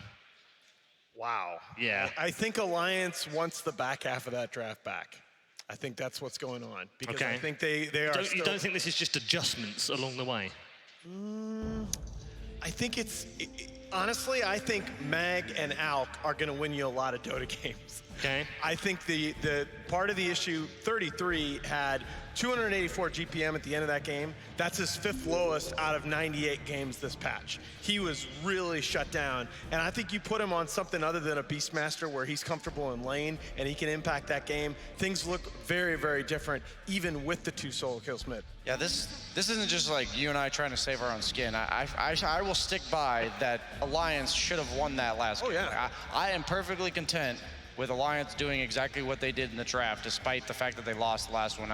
But does that not mean that Gambit want to do the same thing because they think they did everything right? I think it goes both ways. Yeah. We were talking about it between games here. One of the best things you can do as a captain or have on your team is a mid laner that you just say, hey man, what are you going to carry the game with? Like, give us your hero. And to us, it didn't really make much sense. On paper, Ember Spirit hasn't been very successful. It's not like the perfect Ember Spirit game, but I think Gambit's very confident. We're just doing exactly what they did last game and seeing if it works again. I'm not saying it is happening, but how next level mind game would it be if Alliance lost the 2nd game on purpose so they could get the same draft and beat them with it in the 3rd? Wow. Let me find my tinfoil hat here under the desk. No, I think, honestly, you're going to have a better offlane pick. I really do believe that. And I think maybe if you had to do it over again, that you go Dazzle mid and place the Lina. Okay. Yeah, and because that would have. And the Legion Commander you would want back in? Or? Yes, please. Yes, please. Okay. Give me 33 Legion. I think you win that game. They got the Dazzle banned out last game, so I'd look to see them pick it 4th. Like last game, the absolute last ban yeah, they Gambit. Did. So they picked the Beastmaster, and then they win the Lina last round. I think enabling the Alk's the key. Like it's the same bans as well for Alliance. Yeah, it's. Oh, there's the. Okay, so it's almost. Oh yeah, next level. They're seeing what we're seeing, right? They're like, oh, Alliance realizes what happened last game. They're gonna go for the Dazzle. That's hilarious. The stories that can be told over the course of just a best of 3 in the drafts alone is always quite hilarious. We talk about metas within best of 5s, but we do get metas in best of 3s. Absolutely. Oh, absolutely. Same 3 heroes again. I mean, like, obviously we've already commented so far, but Rubik was their 3rd pick last game on Gambit. And this would have been the Lich last game for Alliance. So do they go Jakiro this time round? Jakiro into Rubik is rough. rough. It's rough, isn't it? Yeah, it's not the line. The pub numbers really are telling because well, it's a better Jakiro, basically. Yes. Yeah. 0-second ice pass. Yeah. I don't think you go Lich, but I'm struggling to see. Undying got banned. Yeah. which is unfortunate. Oh, yeah. Echo Slammer Jab. Is that your brother? Yes. I always wondered. That's not the promo. That's not going to get you that sick discount, man. Yeah, Sorry. exactly. No 25% off there. I mean, you can tell we're all struggling to see what Alliance should pick here. They're spending a lot of time, most likely going to be their 5 position. They want to leave the mag flex pick at least until 4th. Why not? You could ogre. Yeah, I was going to say ogre. Oh, okay, I'm fine with ogre. I think they banned it out second phase last time, right? Yeah, you know what, ogre. I should have said it. I said I wanted to save, and okay, so they're doing the exact same thing on Gambit. Just like, yeah, we won last game. I don't know if you guys noticed, but we won in 25 minutes. Come at me, bro. I should have the confidence. I couldn't think of any other saves left in the pool. Shadow Demon and Wyvern already being banned out in the 5 position. I think if this game you have a save for the Alchemist, since you're all in on this hero. Last time they were all in the previous series, they had what, like 4 heals? Yeah. Like 3 saves, and that made it so Alk first pick was much more dangerous. Last game they could just afford focus that out. Baby. That is the offlaner that's going to tip the scales in this game. The 33 Night Stalker, he single-handedly brought this hero back into the meta last season as an offlaner. This tournament, we've seen it more as a safe laner in the hands of Gabby, but that is the kind of hero that he's going to be able to get into the middle of that Gambit Esports lineup and put pressure. That you go ahead and pick Ember again. That's what that Night Stalker pick says. My concern for Alliance is the 10 to 15 minute mark when Night Stalker ult is on cooldown. I don't know what you do. All your heroes kind of just do nothing. I will say that is my one concern, right? I'm trying to be devil's advocate here. I am in favor of Alliance's adjustments so far in this draft, but this is like last game where you have this Beastmaster type hero that's feast or famine. Like if this Night Stalker gets shut down early, I think you're going to see a rinse and repeat where he's not a hero that's useful with nothing. He does need a few items to come online. You're most likely going to see like the Vlads, maybe like the Solar Crest, all these enabling Alk items. Is it harder to shut him down in the first 15? It's hard to shut him down past the 5-minute mark, but if you can like neuter him in like the first 2 or 3 minutes of the game, then it just gets out of hand against a hero like Void. So the problem that I'm saying here is that they don't have a recovery mechanism. They don't like take towers. They don't de-push very well on Alliance. So they're leaving themselves vulnerable. So I'm keeping people's attention to the fact that if that happens, they could have a repeat of the first game, or the second game. Once again, we're looking at that mid matchup in the last 2 picks here. That's what it's boiled down to every game this series so far. Most notably, Gambit, I believe, has that absolute last pick all 3 games. And we talked about the importance of that going into this series, and Gambit clearly on the same page. They, carry me off laner, or mid laner, excuse me. That's usually my approach as well. I think it's just the lane that's so much more vulnerable to tipping the balance of the game. We talk about early kills not mattering, but those mid lane kills, the exception to that rule. I like the OD ban. Just anytime that you're second to last pick, anytime you're 9th pick overall, that OD is a hero that you're scared of being countered by the Pugner or Sniper, but you don't want them to have. I like Tiny here. I like it's limp, man. Just give me, limp Tiny. It's a safe pick. What I mean is, it's not gonna have what happened to Lena last game happen. Maybe it doesn't win its lane, but it's not gonna have that happen. And I think they need a playmaker in the early to mid game that's not the Night Stalker. Like, okay, that is a playmaker that's aggressive, but it is vulnerable to a lane counter again. I know Gyro does have a few pretty poor matchups. His like early laning stage before like level 3, 4-ish, very weak base damage. Again, that's just it's a limp. I love it. It's a limp special. And again, when you think about Gyro's magic damage output, his magic damage output comes online at exactly the time that Alliance likes to start 5-man, starts forcing these engagements. He's also here. It feels really greedy, but it's not so the way they play it. But exact 5 heroes from game 2. And that's the problem. Is Gyro any better in lane against the Ember than the Lina? Because I think a lot of people would have Lina rated higher against Ember than Gyro. They do have the Oracle for the Flame Guard this game, so in the mid game it's not nearly as powerful. But I have to believe Alliance is better than losing to the exact same 5 heroes twice in a row, and I think they've made the proper adjustments. So I don't want it to work for Gambit, but I honestly would be majorly impressed if it does. When was the last time we had a team playing a lower bracket final in the third game of S3 and played exactly the same draft. I can't remember. I don't know. And I think it's ballsy, isn't it? It's ballsy, but I think the X factor is the 33 Night Stalker. He's the one that I think can short circuit this Gambit lineup if he can get into the middle.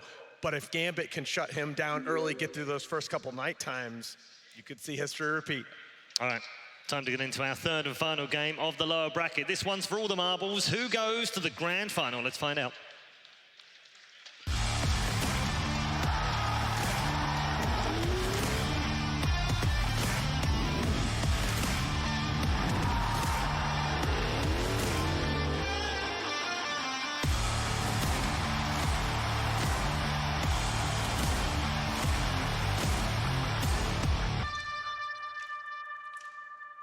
Well, you don't get any bigger balls than this. FNG, Game 3, elimination on the line, or grand finals on the line.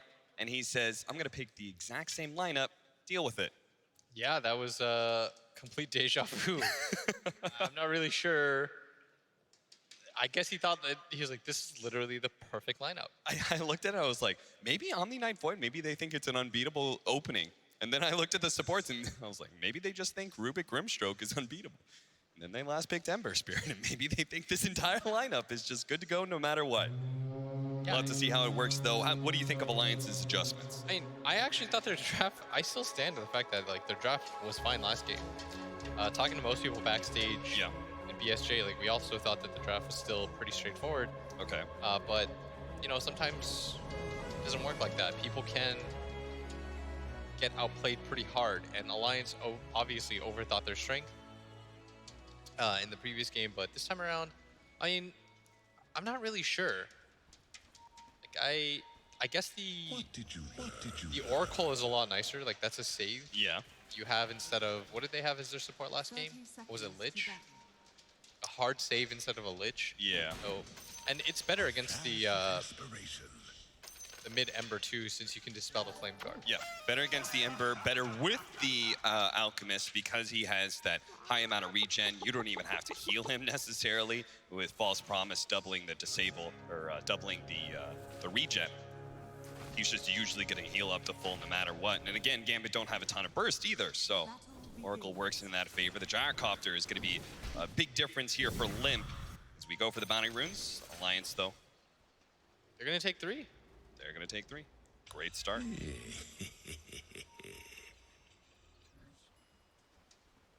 Do you think the Gyrocopter, Nahas was talking about the fact that he felt like Lina was better against Ember Spirit than Gyrocopter? What do you think this mid difference is going to be? I think, have I seen this matchup before? I think I've seen actually Koikva versus Limp practice it. Yeah. And it's okay, but I think the Ember has a fine time in it eventually. Yeah. But this time around, I need Limp to at least go even in this lane. Like, him getting crushed by GPK made that game, I feel, really hard. Wouldn't be the first time that Limp, you know, we started out this tournament talking about how good he was as a laner, but then he proceeded to lose to Armel. Now he's lost to GPK. He's got to redeem himself. And he did win the first matchup. Yep. He fought versus Razor, so the skill is definitely there. You just need it in practice right now.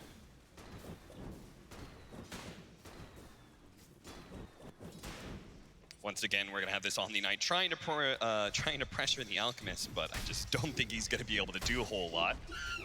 Hanskin, he'll be trying to pull constantly, which Vampire's going to protect as much as possible. And so, as a result, with both supports out of the lane most of the time, Nico Baby just gets a one-on-one. In which case, he's going to be CSing a lot. Night Stalker, I mean, they did a good job of pressuring Dream last time. Even if the Beastmaster did die a lot later on towards the laning phase, Dream was very low on CS as a result of that. Do you think the Night Stalker will fare a little bit better than the Beast? I mean, maybe. In this lane, I think he should be fine, right?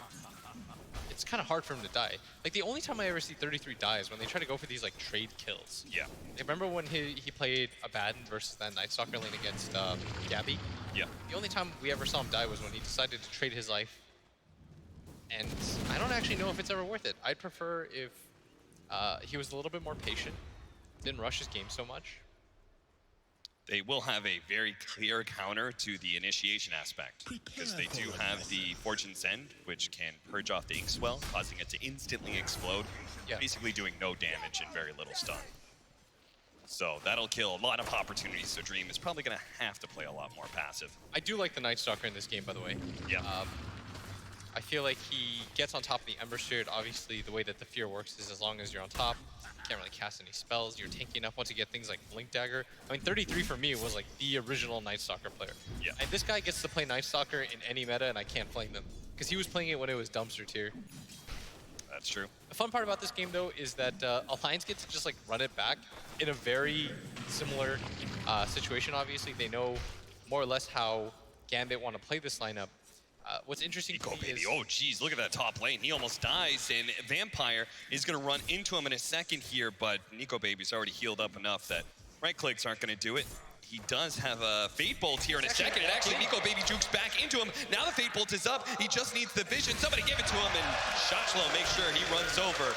That's going to be your first blood for Vampire. And this is kind of funny because we saw this exact lane where Nico Baby got absolute free farm. Yeah. This exact lane, literally nothing has changed. And this time around, instead of getting free farm, I mean, the Omni's doing much better, and they get the first blood onto him. I always find these kind of games fascinating because of that, right? Because so many times you just don't get to see the same lanes match up against each other. Yeah. And see people play it a little bit different. Because everyone has an idea of what lanes are going to win, but so many times players can surprise you. Yeah, it's like, it was like they agreed to a scrim, and they're like, we just kind of want to see how it goes the second time around. Yeah. Okay, that makes sense.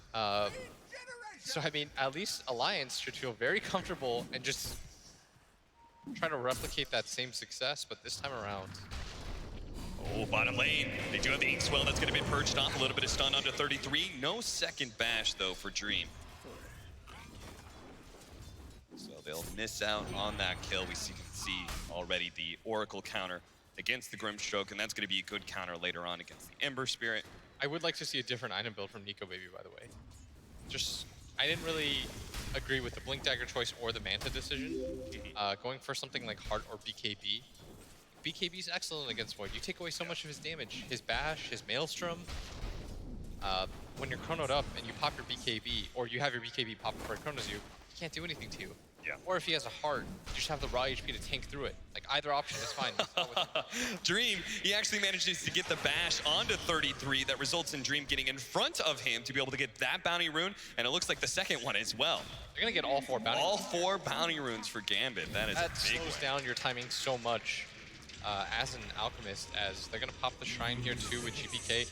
And again, we're just seeing Deja Vu, but a little bit better from Gambit. Yeah.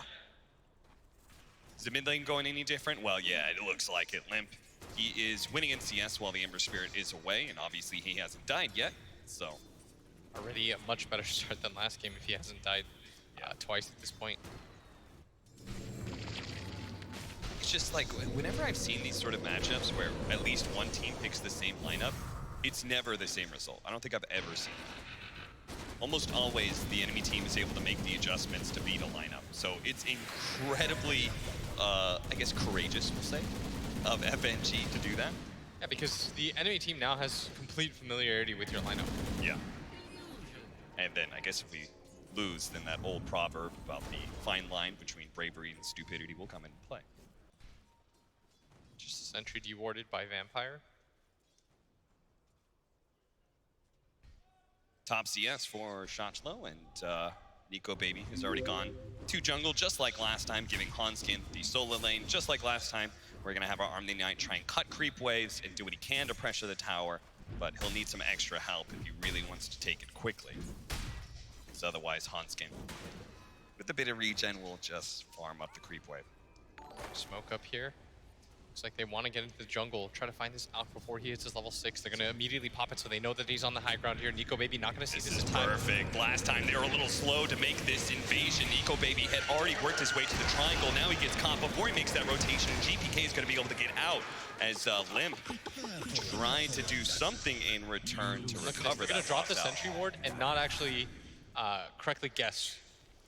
Because Gambit just went in there blind. Different vision as well coming out from Vampire, so They got outwarded so hard last game. Yeah. I actually feel draft-wise, Alliance might have won, but the actual play was entirely Gambit. And perhaps that outwarding continues. We'll have to see as Fada smokes up, trying to get a good defensive ward. Oh, Shachlo actually managed to get the kill onto Hanskin. That's a big win. Removing that hero from the lane now means you can pressure that mid. Oh, mid. We're going to lose Limp here as the two supports come in. The telekinesis toss back. Eventually that missile will wear out, but Limp is very tanky. Yeah, you're right. Juan, GPK ran out of his Flame Guard quite quickly, and they don't really quite have the damage for that, but they are putting pressure on him. His CS is just fine.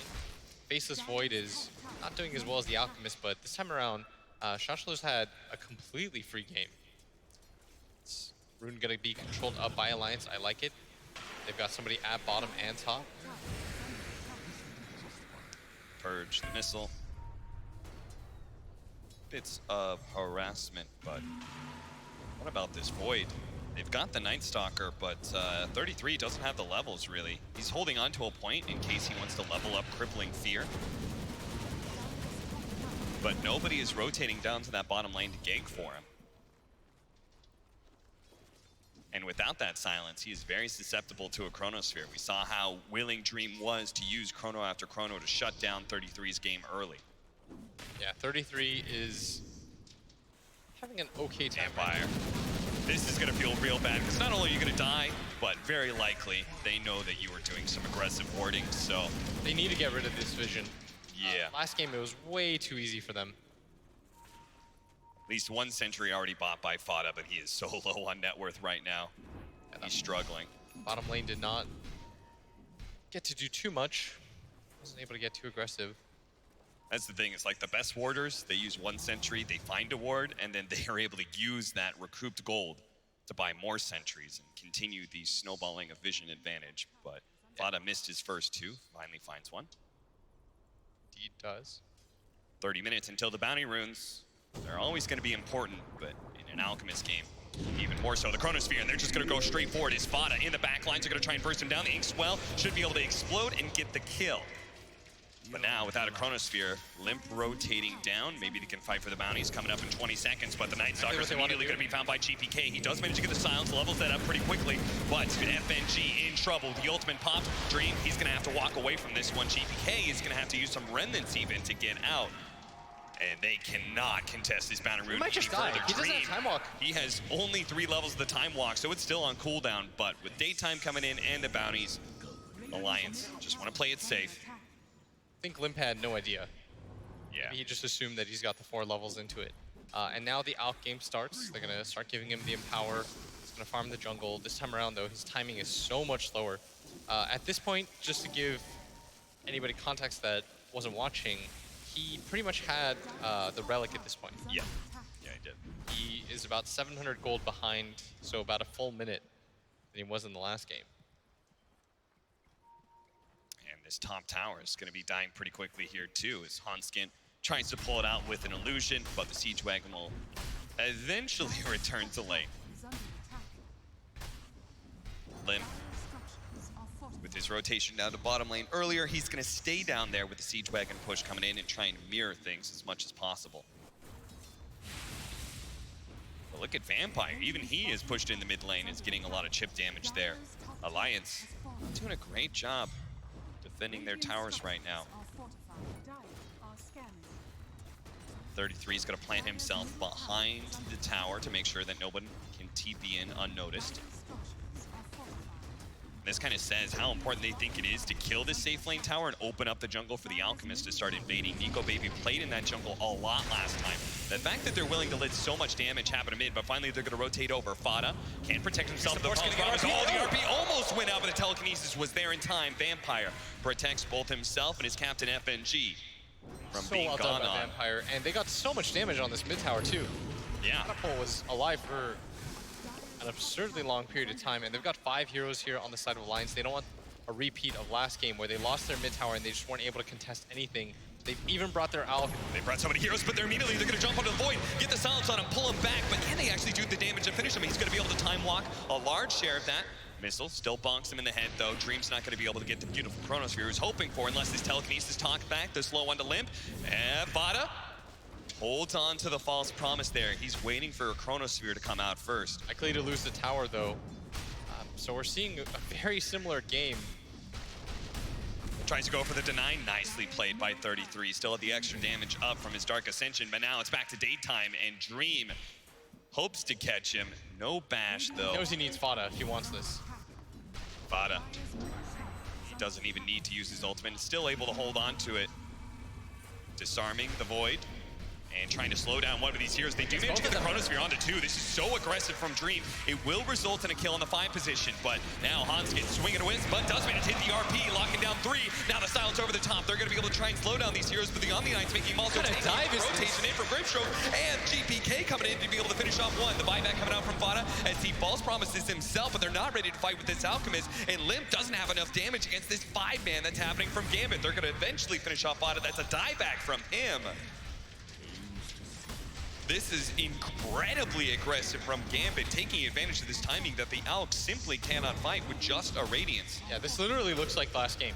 They're going to make the same move, take this tier 2 tower, and Alliance, they literally saw the exact same lineup. It's very rare as a caster that I get to see that, but the adjustments just aren't really there. Hanskin skewer up. He can activate the Shrine if he wants to, but this could still be a fight that Gambit try and take. It is still daytime though. 33, trying to silence up the boy. Does manage to time walk before the missile lands on him, but they're going to chase. The Rocket Barrage coming out. Shotsloww gets a little bit low. GPK though is trying to get those supports. Chases down Hanskin, but he jumps to his defensive remnant and wasn't able to get enough burst damage to kill that support.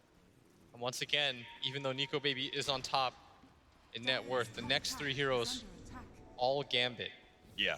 That gap between the carries is not that big compared to last game. Oh yeah, last game he had pretty much double. As we see the perfect Chronos here. Alliance had to know this was going to happen, by the way. Dream, what he was really waiting for was Fodder to show. Exactly. Yeah. And once he found him, and he even found the perfect positioning on the 33, Hanskin comes in. Shotsloww, I love that. He just pops the Guardian Angel. Yeah. Before he gets hit by the RP, he realizes the danger that they're in anyways, and they get additional kills because of it. Even just a little bit of sustain goes a long way when you don't have supports that deal that much damage for you. And Fada comes in very confidently, but they had already used the flak, they'd used the call down. Yeah. There's no follow-up to try to help him out when it comes to damage. And Gambit are just running over them again. During daytime, it's all in the gyrocopter to pump out the damage, and they knew 33's Dark Ascension was still on cooldown, so. The good news, though, is I feel like Nico Baby at least has made the right adjustment. He's going for the BKB. Yeah. No Manta or anything like that. Really felt like that hurt them last game. And it is going to be an interesting test, your suggestion of a different item build, because this is actually a worse game than last time around. We'll see whether that different item build can make the difference. If Gambit actually survives through the mid-game and doesn't get run over like they did last time, we'll see how effective that BKB would have been. The warding, though, is a little bit different this game. They're not able to get into the triangle. Fada's done a much better job of consistently warding and de-warding in this area. It's pretty broken where, like, 18 minutes in the game, you can get 2 different wards down into the enemy triangle. It makes it so that Nico Baby is just really afraid at all times. Because farming in the triangle is nice when you're trying to defend your tier 2 because you can make that rotation over like we saw. Right. You do want the Alk to be a presence on the map without actually having to come over. The threat of him alone should be enough, not really knowing where he is. BKB is almost here already for the Alchemist, but... And the BKB blink is a much better decision because I feel like he gets to the back line with this build. Yeah. They can't do too much to him. As Vampire, he sees the other ward too once he gets up there. Still, Gambit, they're just going tower by tower, taking tier 2 top, now heading for mid. You can't give up on the vision game if you're Fada. Yeah.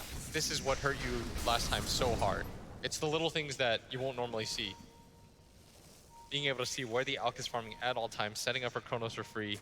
They're losing so much farming time from Gambit just kind of posturing around, because Alliance still wants to be able to fight sometimes. 33's farm has been ruined as a result of that, right? They keep on trying to say, man, we should be able to defend this tower, we should be able to fight. And all the time while they're fighting, they're not farming, and 33's still level 7 with just bracers and phase boots. Telekinesis. A little bit low here. Pulling him back here, but there is going to be Fada. There's so many good saves there with the Fate's Edict, denying a lot of the magic damage. I mean, the real combo starts when Nico Baby decides to enter the game, and they've got the Alk plus Oracle combo, because Fada, with any other hero right now, just feels very bad. does have the BKB, likely to wait for the blink before they decide to get aggressive. Do you think that's why Alliance is sacrificing their other course games so much? It's because they think this combo is just going to take over the game? When you see the exact lineup, then you kind of assume that, yeah, like hopefully this is the difference. We had the BKB, now the blink is about to come up. They found Limp though, trying to body block him as best as possible. Limp drops his ultimate to be able to slow down these heroes, but the time dilation and the chronosphere are going to be used to make sure there's no chance of Limp getting out alive. I think Dream just wanted to make sure there was no Oracle behind him or anything like that. Yeah, and Limp was in fact completely by his lonesome. Something underrated too is they haven't really been able to get aggressive wards out. Yeah. They just placed their first one here, which means that they're really just relegated to farming in their jungle because they don't see any vision outside the map. And I like this move by Gambit. Yeah. They're just going to leave Dream alone, make the move up as 4. You can't just show 5 heroes and farm out the jungle. I feel like that slows down your game a little bit too much, but Nico Baby, because he now has a BKB, without the Chronosphere, he can't die. Yeah. This is really what they needed. They're going to click his hero, see that he's got... They're going to try and get some fast initiation. Forced out the BKB, though. He's got Blink Dagger. He's going to get Go for aggressive. the kill onto the Rubik. Does he have any backup, though? Fada's trying to get there, but they are Force Staff and the Purification. That's going to be able to buy Fire some time, especially with Guardian Angel, preventing a lot of that physical damage from 33. They're going to be able to keep him in place with the telekinesis as well as the chains. Not enough damage, though. Oh, I don't love that, though. Nico Baby was really afraid. Yeah. There's no Chronosphere. I feel like he should bait out that BKB a little bit longer. His ulti was already popped and the regen is already kicked in. Yep. But that's a 10-second BKB charge now used on the back of just a smoke. You'll take that trade every single time. I would also say if Fada's like a little bit closer to him, he wouldn't ever be that scared. Right? I really need Fada to just play around Nico Baby right now. I need one of the 2 supports to play around this guy. Yep. You can't be this greedy at this phase of the game. All that matters is get your Alk farmed, let him carry you. That's not what they were able to do last game. Don't make the same mistake this game. You get to Groundhog Day it, take a second run it back. Yeah, exactly. Learn from your mistakes in that game. Play around your... They're setting up for the Faceless Void. They want to catch out Dream before he gets his meal in there. Not able to get the silence in time, but the unstable concoction is there. But because they used the silence so early, Dream is going to be able to time walk almost immediately. He doesn't have the Chronosphere, though. The Courier coming in. It almost dies. It does manage to give its item away to the Night Stalker and juke it out. But the Gyrocopter trying to chase down FNG. Good Force Staff gets him away. Missile will bonk him. Nico Baby looks to be able to finish him off. Now a nice skewer into 2 with the RP on top of him. Now 33 running through them with the silence. Doesn't actually go for shots, though. They're going to leave that to the Gyrocopter and Nico Baby. He wants to be able to catch the Void here, but the daytime is going to slow him down significantly. They're going to try and TP to the other side of the map. That's why GPK looks to be able to cancel that, but Alchemist was a second TP. He'll be able to get at least one of those bounties. 3 for Alliance after a 1-team fight. Very well done by Alliance. They were just set up so much better. It's getting to the supports that matter. Like, that was very well done by Limp. He got on top of FNG. Once you lose your supports, Gambit can't really fight at that point, and Shashlo had to use his Force Staff, which I was a really big fan of that item pickup. It saved him so many different times. Yeah. Didn't have it up for himself, though. They're going to see Nico Baby almost has the AC. This time around, Alliance have done a much better job of just slowing down the game and just not making it impossible for their carry to actually carry the game. As Vampire going to get run into here, he's going to steal. Okay. Purifying Flames, not quite enough to finish him off. Purification. Force Staff once again. He does survive. Their cores are still doing okay on the side of Gambit, but Alliance have the gold lead, pulling a little bit ahead right now. At AC, that's going to be a really big pickup. Yeah. And I like now that the supports have made the adjustments. Play around your Alk. That's what allowed them to take that fight bottom. He'll find all the other heroes because Gambit want to initiate on that Alk. Right. So naturally, you know, you'll start the fight that way anyways.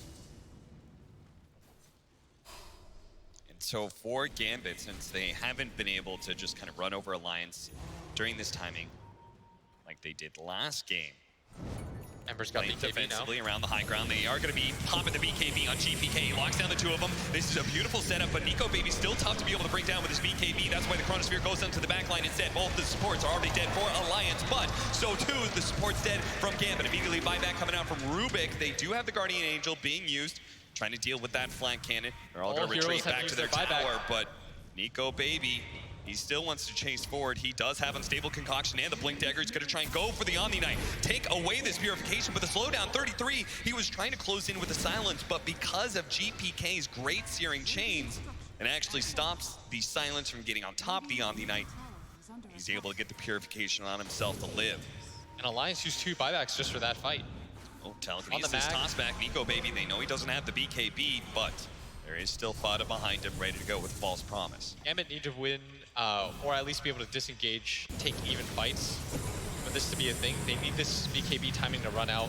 And Fada, once again, positioning-wise, just getting caught out, not able to get his ulti. Anytime he gets chronoed, Dream's gonna be pretty happy about that. Yeah. And they instantly pop the 2 buybacks on the supports.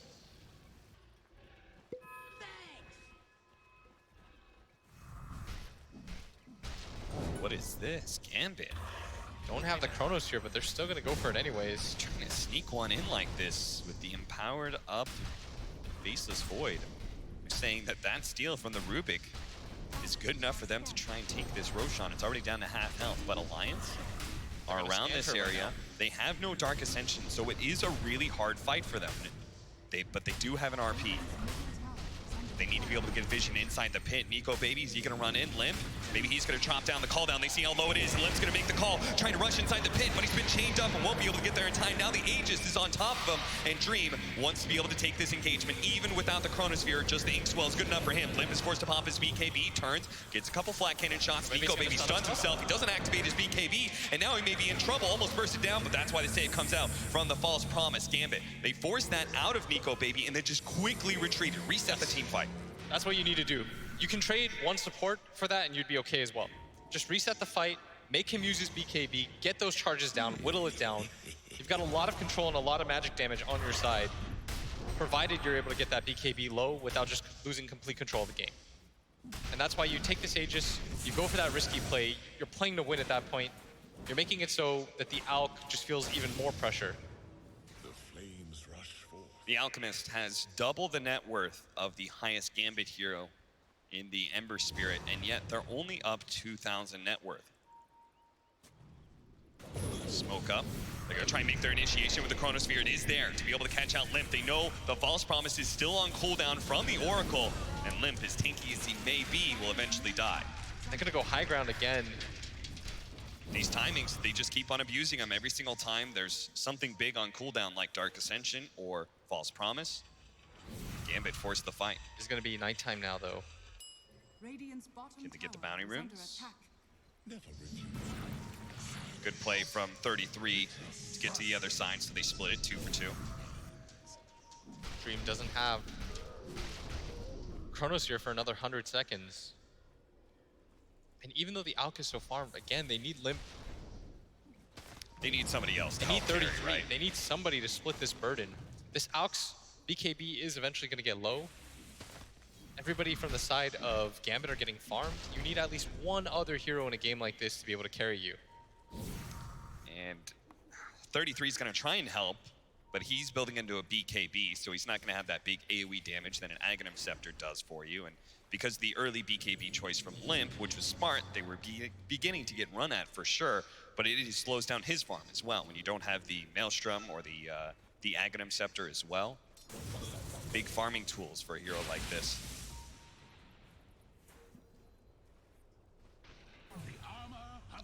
26-minute power runes. Gambit always making sure they're in a position to collect those. Yeah. Joshlo always keeping up in farm with his other 2 cores. That Force Staff purchased by him, by the way. Oh yeah. That set up like 4 different fights for Gambit. So sick and so necessary against a Night Stalker. Quite helpful against Gyrocopter too. And you see Fada's net worth. That buyback, the dieback in fact, early on. 1,500 net worth. And all the Sentry he's been buying. Yeah, trying to get rid of the vision, but Gambit still has vision up there. They see all heroes right now. Ward right there, and this may result in a good Chronosphere in 8 seconds time. Dream is not ready to go just yet though. Fada, once again, they're losing the vision battle. They're finding ways to sneak vision into that triangle, and it's making it hard for them to play a normal game. Is Nico maybe gonna run into Joshlo for the time being? 33 has his BKB, so it looks like they do want to fight, or at least get a little bit more aggressive than they have been. Vada, it seems, has matured a lot as a player. Certainly not somebody you would expect to be able to captain given his temperament 2-3 years ago, but he said that he's learned a lot since then. He's ready to take on a leadership role for Alliance. They're gonna see Vision the entire time. They see Fada too. They see the Alk on the high ground. This would be ideal. They could get at least 2 of the heroes. Fada is. He wants to be able to get the Chronosphere on him and one other if possible. The Unstable Concoction, stunning himself, and they have to know there's got to be Vision here, right?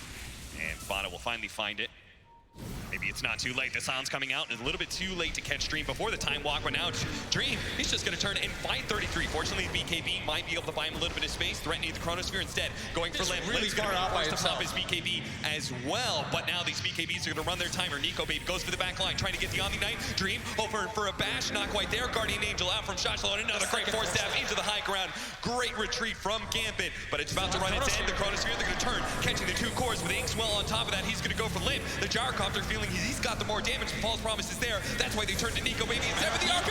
That's going to be a beautiful one, but they can't quite finish off Dream because he's got the Aegis. They can't overcommit for this one. And the Gyrocopter still dies. He doesn't get enough heals. 33 is going to get caught. He was trying to go to the back line, but he dies as well. A 1-for-2 exchange.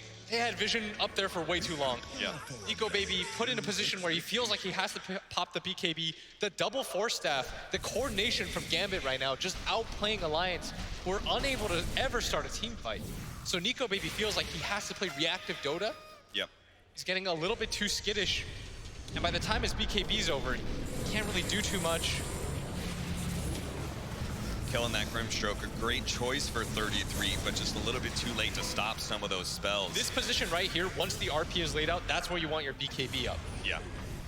The fact that they had to blow it so early, and Gambit just kited them around beautifully. And Gambit, I mean, they're just playing to farm at this point. They're okay with the way the game's going. They're keeping the net worth relatively even against an Alchemist lineup that is eventually going to run its course. He's going to have to start handing out Aghanims because he is 6 slotted right now. He's going to give the first one to Limp. There's some very good ags, though, to give in this game. Yeah. Very, very game-changing ags to give. Limp can get one, 33 can get one. Hanskins and Fadas are kind of whatever for this game. I think Hanskins is actually pretty good for this game. Double Shockwave back and forth. Yeah, it's all right, but it's not as game-changing as like the 2 core ones. That's the ones that you care about. For sure. His Dream, they're still here as 5. Alliance, Smoke's gonna pop. He's gonna walk onto the high ground. They know there's no Chronosphere. Dream's gonna get out for a second. Doesn't have the Aegis. Looks like they were just trying to fight over the bounty runes. But Nico Baby is still pressing forward. They're gonna find Limp, chains him up, and Dream 20 seconds until that chrono. That's why they're not immediately jumping on this fight. Gambit, again, are just gonna try and see if they can force out a BKB or something from Limp. How long is Nico Baby's now? Oh. Controlled up, he's right next to the shrine. He's gonna be forced to activate it here. Healed up by Fada as well. But there's no counterplay they can really make right now. And now that the shrine's been used, he's just going to continue to be kited around here, and he's so by himself. Anskin tries to come in. They do manage to get the locking down Fada. Fada is going to die in this fight. He does have a buyback, though. The Guardian Angel thrown out. That's going to slow down the damage. Shotchlow staying alive thanks to this purification. He's got all 3 cores on him right now. Trying to run him down still. The missile's going to come in. That stun isn't going to last for long, but it looks like it's just going to be long enough to be able to get the kill. On the high ground miss, but finally 33 is there to be able to collect it. He already got FNG. Now he's going to try and chase down Vampire or Dream. Dream, he doesn't have a BKB right now, and they have the unstable concoction. They're going to be able to get a chain stun. The force staff gets him away from the silence, and he's going to be able to time walk out now. Nico Baby instead going for the Rubik. The time dilation slowing him down. And Void, they do have another silence. They're going to be able to get the RP. Hanskin saying, finish off this carry. I brought him to you. The counter skewer doesn't save Vampire. GPK diving in deep. He does have the BKB. He's going to try and finish off some of these heroes. Lions are taking a lot of damage here. They bought back already. GPK, sliding fist after sliding fist. Now Vampire, telekinesis 1 second. The chain's able to stop the TP, but a force staff out from Vampire is able to get GPK back a little bit farther. They're going to be kited. Alliance are so low. Can they buy back on anybody else? Nobody else has it. They just needed one more hero for that engagement. Oh no. Gambit could have had the opportunity to turn that fight and wipe Alliance, but nobody had a buyback besides Get Vampire. that damage done by GPK in that fight. He gets into all 5 heroes. They needed anything at that point. But the Chronosphere That was not ideal. Only finding Fada, who immediately bought back after that anyways. It was fine before when you were so much stronger than Alliance, but now letting these cores go running around with their BKBs, you're just going to lose so much of your backline during that. He's going to get another Ags for his Night Stalker. This is going to make 33's life a lot better too, and you can see the net worth shoot up because of the Ags that was given. Yeah. Like now it's not just the Alk that's going to be a problem. This next Roshan, though, likely to determine a lot of this game. Dire's going to scan, they're going to see that they're in there. 5 seconds until the Rubik's up. Gambit this time around will have everything available to them, as well as a DD rune. Dream will likely want to get his level 18 before they take this fight. This is going to work nicely for Alliance. Roshan doesn't spawn for another minute and a half. That's going to sync up nicely with this next nighttime. I think that's why Gambit really wanted to go into the pit. See if they can force that engagement while it's still day.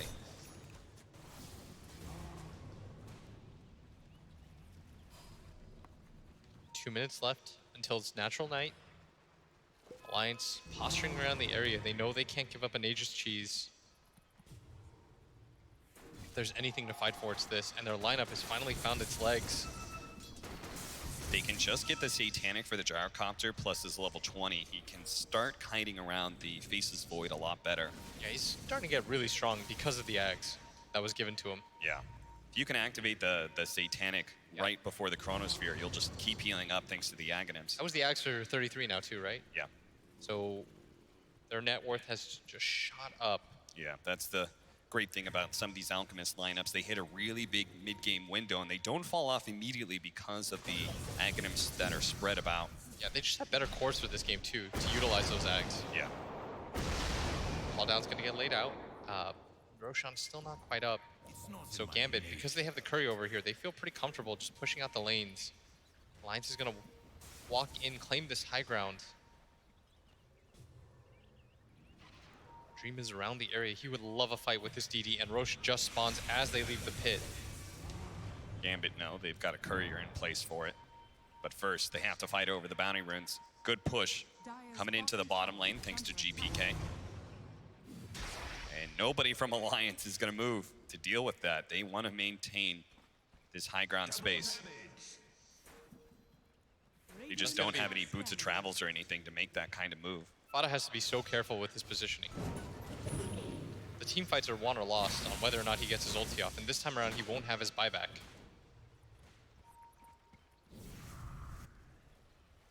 Bounty's up. Alliance just going to play for one of them at this point, not being greedy whatsoever. Still a double damage on Dream. And he's just going to go in with the Solar Crest. Alliance have no idea about this. And they don't have a scan or anything like that either, and GPK is going to push forward. I don't think they know. Anybody get a chance to look inside the pit? In 33, might think about popping his Dark Ascension here. Lim's going to come in, throw out the call down. There's the vision. They're going to know that it's really low, though. They know that Dream's been in there, and his DD was popped for this. 4,000 HP. Now 3,000 Alliance. They're going to be forced to make a move here eventually. 33 looks inside the pit once again, throws out the silence real quickly, trying to deal with Dream, but Roshan, as well as Void's beating on him. He's going to throw out the Chronosphere, but he's not sure who to hit. He's trying to hit Roshan to be able to get the Aegis and cheese, and he does manage to grab it just in time while GPK jumps onto the back line. Fada protects himself, though, with the magic immunity. Now he's going to turn around, try and get the lockdown on the Ember Spirit. They do manage to get him. A silence, unstable concoction is up. They also have the silence there. Chain stunning him, they bring him down in time. The force staff, the purification, he's away. He's able to get out now, but Dream actually jumped in a little bit too deep. He may have just fed away his Aegis. He's trying to get to the other side of the clip with Time Walk. He does manage to do so just in time. Had the blink, but just not the distance on it. All 5 heroes were clumped up for a second. Alliance, they want to take that fight because they know that Chrono's down, even though they do have Aegis. And the timing of that Chrono is going to mean more to them. Well, it does mean that Alliance can actually get 3 bounty runes from earlier. Everybody was paying so much attention to top, nobody could rotate to bottom. They're going to go back in, though. They really want to fight Dream, even if he doesn't have if he does have that Aegis, they're going to be able to find Fada. Fada just wrong positioning, has to use the false promise on himself, but he do manage to get the silence on Dream. That's going to be him down. That's going to be the Aegis gone, but when he comes back up, he'll have BKB, and Nico Baby's in trouble. He needs to be able to activate his BKB, but he's being chased on for so long. Hanskin gets his ulti off now. Two-man stun, but immediately Dream is going to be woken up thanks to the purification coming out from the Omni Knight. Lips going to go down. Now Fada's going to be chased down by GPK as well. 33 coming in through the backline. They want to be able to catch shots low, but another great force step up into the high ground. A slowdown from 33, but Nico Baby's left alone without his BKB. No opportunity to blink away. Now they manage to get the latch. FNG, he catches both 33 and Hanskin together. They're going to try and chase him down, but 33 slowed down by being attached to Hanskin's fate. Finally, they do manage to break up, but GPK, no Aghanim Scepter just yet, so he can't chase any further out of Remnants. Fada has to be more careful about the positioning. Yes. Just getting caught out right there made things so hard. Nico Baby, they almost bursted him down. I mean, that was a pretty ideal. Didn't get a single bash. Dream is saying, are you kidding me? So many times I've just not had the bashes when I needed them. But now he does have a Satanic. Can Gambit, though, go for the high ground? Gotta collect some items first. The Aghanim Scepter's still waiting in GPK's stash. Shachlo's actually gonna try and get one too. That way his positioning won't really matter too much. He can Guardian Angel from wherever he's at. Now that 11K gold lead that we once saw cut to 6. Nico Baby down. They want to take advantage of this grab. The last outer tower. Gambit feeling themselves. Alliance, they have to do a better job of protecting Fada. It's not just all on him. Yeah. He's often being left alone without a circle around him. Their item builds also not the same as Gambit's, where they're able to just save their supports. Yeah, Fada does a better job of helping him out. I mean, he only has boots. Yeah, he's broke, so he needs the Glimmer Capes and Force Staffs to come from his allies. Yeah, but none of his cores able to get one. Well, he's got the 120 GPM, so maybe that'll change things for him in 10 minutes time. He needs something defensive right now. Yeah. It looks different when Vampire is able to double Force Staff with Shachlo somebody out of any position. There were multiple times where the Ember, for example, should have been caught out, but GPK, his team, able to help him in a pinch. Gotta be a bit nervous. They're gonna smoke up right now. They know this is a great opportunity. They may not have Blink, but they have Force Staff on Vampire with the stolen reverse polarity.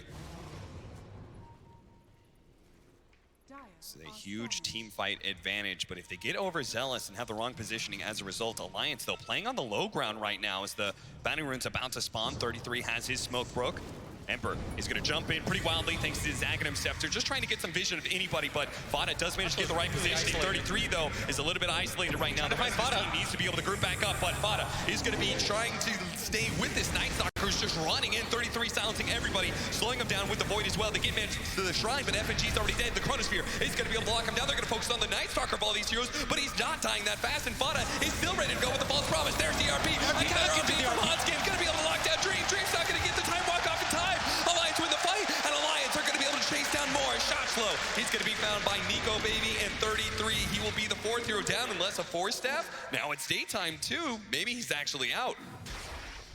Gonna run himself away, does get caught by the tail end of that shockwave, but Dream, that Chronosphere, that was not the Dream. No, it certainly wasn't. He's running out of damage. GPK, double damage.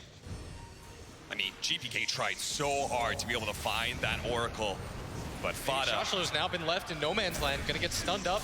Heavenly's Grace is going to be able to make some of these stuns go away, and another great Force Staff. Time after time, this guy finds the angles to be able to get up and down cliffs non-stop. And they're not going to chase as a result of that, but huge for Fada not to be able to get caught there. He held his position on the left side. Yep. 33 found a 3-man Void. They ran into the call down. They found FNG once again. Gambit supports got a little bit too over-aggressive there. Such a cool game where so much of it is determined by support positioning on both ends. And it seems like both teams are pretty confident in their late game too. I mean, Gambit really could have tried to push the envelope a bit more, but after all, they've got this Faceless Void hard carry who is working his way towards being 6 slotted. Yeah, it's a little worrisome, though, that he wasn't able to burst down any hero in that chronosphere. Oh, yeah. Trying to go for 33, but he had 17 armor. And even still, even if he did get low, Fada would have saved him. He was there, ready to go with the false promise outside the chronosphere. Game's starting to get a little bit messy for Gambit, who had, again, an excellent mid-game, but 1 or 2 sloppy fights, and Alliance with great positioning, trying to pull things back a little bit. Yeah, in the mid game, it felt like all the sustain from Gambit was a huge advantage, right? Yep. Thanks to that Omni Knight. But now that Omni Knight, that sustain is kind of playing against him. He can't provide damage inside the chronosphere.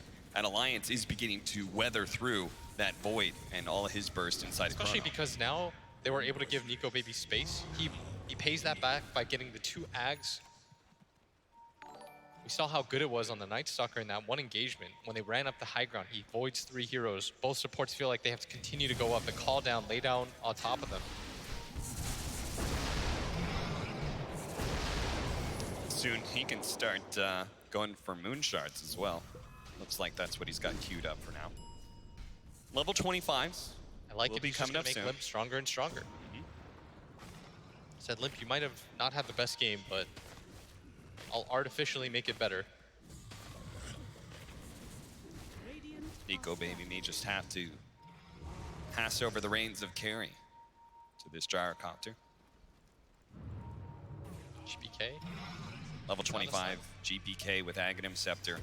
Dream's gonna walk up onto the high ground. Nico Baby charging up the unstable concoction. Wants to be able to get that Omni Knight as always, but a beautiful soul bind immediately from FNG. Slowed down. 33 tries to get on top of him, but there is Dream. Able to lock him down with the Chronosphere. He's going to focus on him while GPK distracts everybody else. He managed to force Fada to use False Promise on himself. Oh, the skewer in! Dream! He time walks straight into the skewer. Now he's going to be RP'd up, but he does have the grease. It's not good enough. The damage too much from Alliance. Now the counter RP from Vampire. Only hitting Limp though. 33 going to be able to chase down that Rubik, silencing him as well, and leaving the carries to be able to finish up the kill. Alliance, what a beautiful skewer. Just happened to be timed right as the time walk in.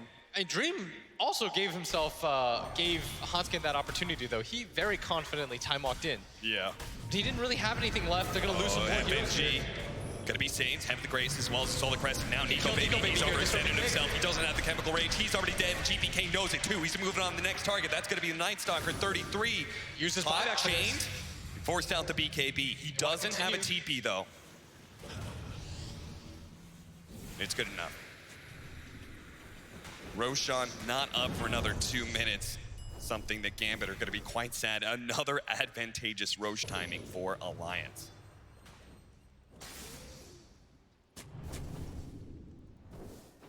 Game getting quite stressful for both teams now. Yeah. Nico Baby just got ahead of himself a little bit. Level 25, the Gyrocopter, not the greatest. 3 homing missile charges, but we do have 25 on the Alchemist. That's a big upgrade in damage with the base attack time being lowered. I feel like Dream is maybe getting a little bit frustrated. He sees the Night Stalker, he's like, screw it, I'm gonna chrono whoever I see. Yeah. He's trying to protect his supports, who admittedly do add a decent amount of damage to the team fight. But maybe he's overreacting a bit. Meanwhile, GPK, he did a really good job. He just dove into Alliance and immediately went for Fada, and Fada was forced to use the False Promise on himself rather than running forward and saving the Night Stalker. A good idea, but sadly didn't work to execution as Dream just running out of damage here. And unfortunately for Gambit, Roshan will not spawn in time. The Alk is about to be up if they're maybe a little bit luckier. Maybe they can still do something though if they control the power runes. It's an invis rune there, but at bottom, double damage, one of those game-changing runes. I'd like Gambit to be able to check that one. Just because you know these opportunities still exist at this point in the game. It's 46 minutes in. They're worried though. They have no vision down there, and Alliance could just be camped up, getting their own bounty runes and their own power rune. 33 has a Ghost Scepter alongside the gem. He's gonna spot out the double damage. So instead, the opportunity turns to Alliance. As Gambit are so focused on controlling the pit area around Roshan that they haven't gone down to that bottom wave. Roshan is going to spawn, maybe not the best timing anymore for Gambit, as a DD Limp is going to come in. And again, this all comes down to positioning, Cap. Can they find Fada? What kind of jump do both teams get? Fada.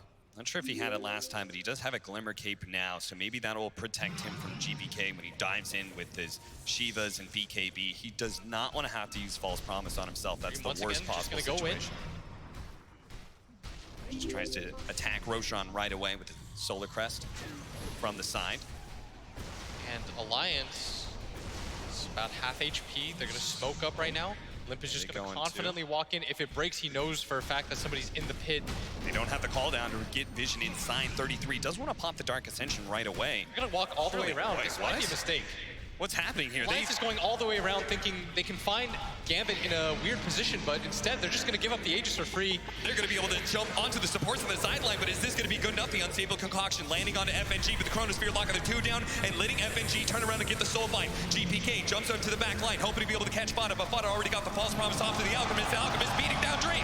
He's already taken away the Aegis. Now he looks to be able to catch shots. So no, he's going to turn back, maybe start retreating with that False Promise a little bit, but Limp is still playing very far forward. Into Dream he goes. Nico Baby went to the back line, trying to catch out FNG. A second Chronosphere comes out, and that's going to be the Gyrocopter. A buyback from him. 33 quite low, blinking forward, trying to stay on top of those supports with a Void, but it's GPK who wants to be able to finish off Fada. Almost has him too. Commits heavily, but here comes Limp with a buyback. He's going to be able to chase away that Ember Spirit while Hanskin and 33 and lunch by Nico Baby. Nice two-man set for the Unstable Concoction. We got to be able to get to the Void. A beautiful RP. Look, another two. They can't activate the Shrine. They're both dead. Shotzlow, he activates the Shrine for himself and Heavenly Grace away, but he goes away. GPK died while trying to chase away Fada, who he never even killed. A disastrous fight for Gambit. Now Shotzlow's going to be chased to the infinite ends of the earth. He will get caught eventually here, surely, as Nico Baby may take the time to be able to clean up FNG instead. Homing missile after homing missile, looking to be able to run down that Omni Knight. He got back to the Shrine. FNG survives. Oh, then now they've gone too far. 33 with a dive in of GPK. He'll be able to finish off the Night Stalker. Gem on the deck, but he wants to be able to catch Limp. Limp is healed up with the Satanic, but he doesn't have the BKB anymore. And Limp fighting up against the Ember Spirit. He's not going to win this man fight. Hanskin needs to be able to save him somehow. A 4-1. A skewer to the side, but GPK definitely does it once again with his Lighted Fist. Now, Unstable Concoction. He does manage to get that stun on GPK. Immediately taken away. They have in the grace. And Nico Baby just forced to stand and fight against 3, and now he's going to die. Alliance. They dove too deep. They went too far, and now they pay the ultimate price. What kind of dive was that from Alliance?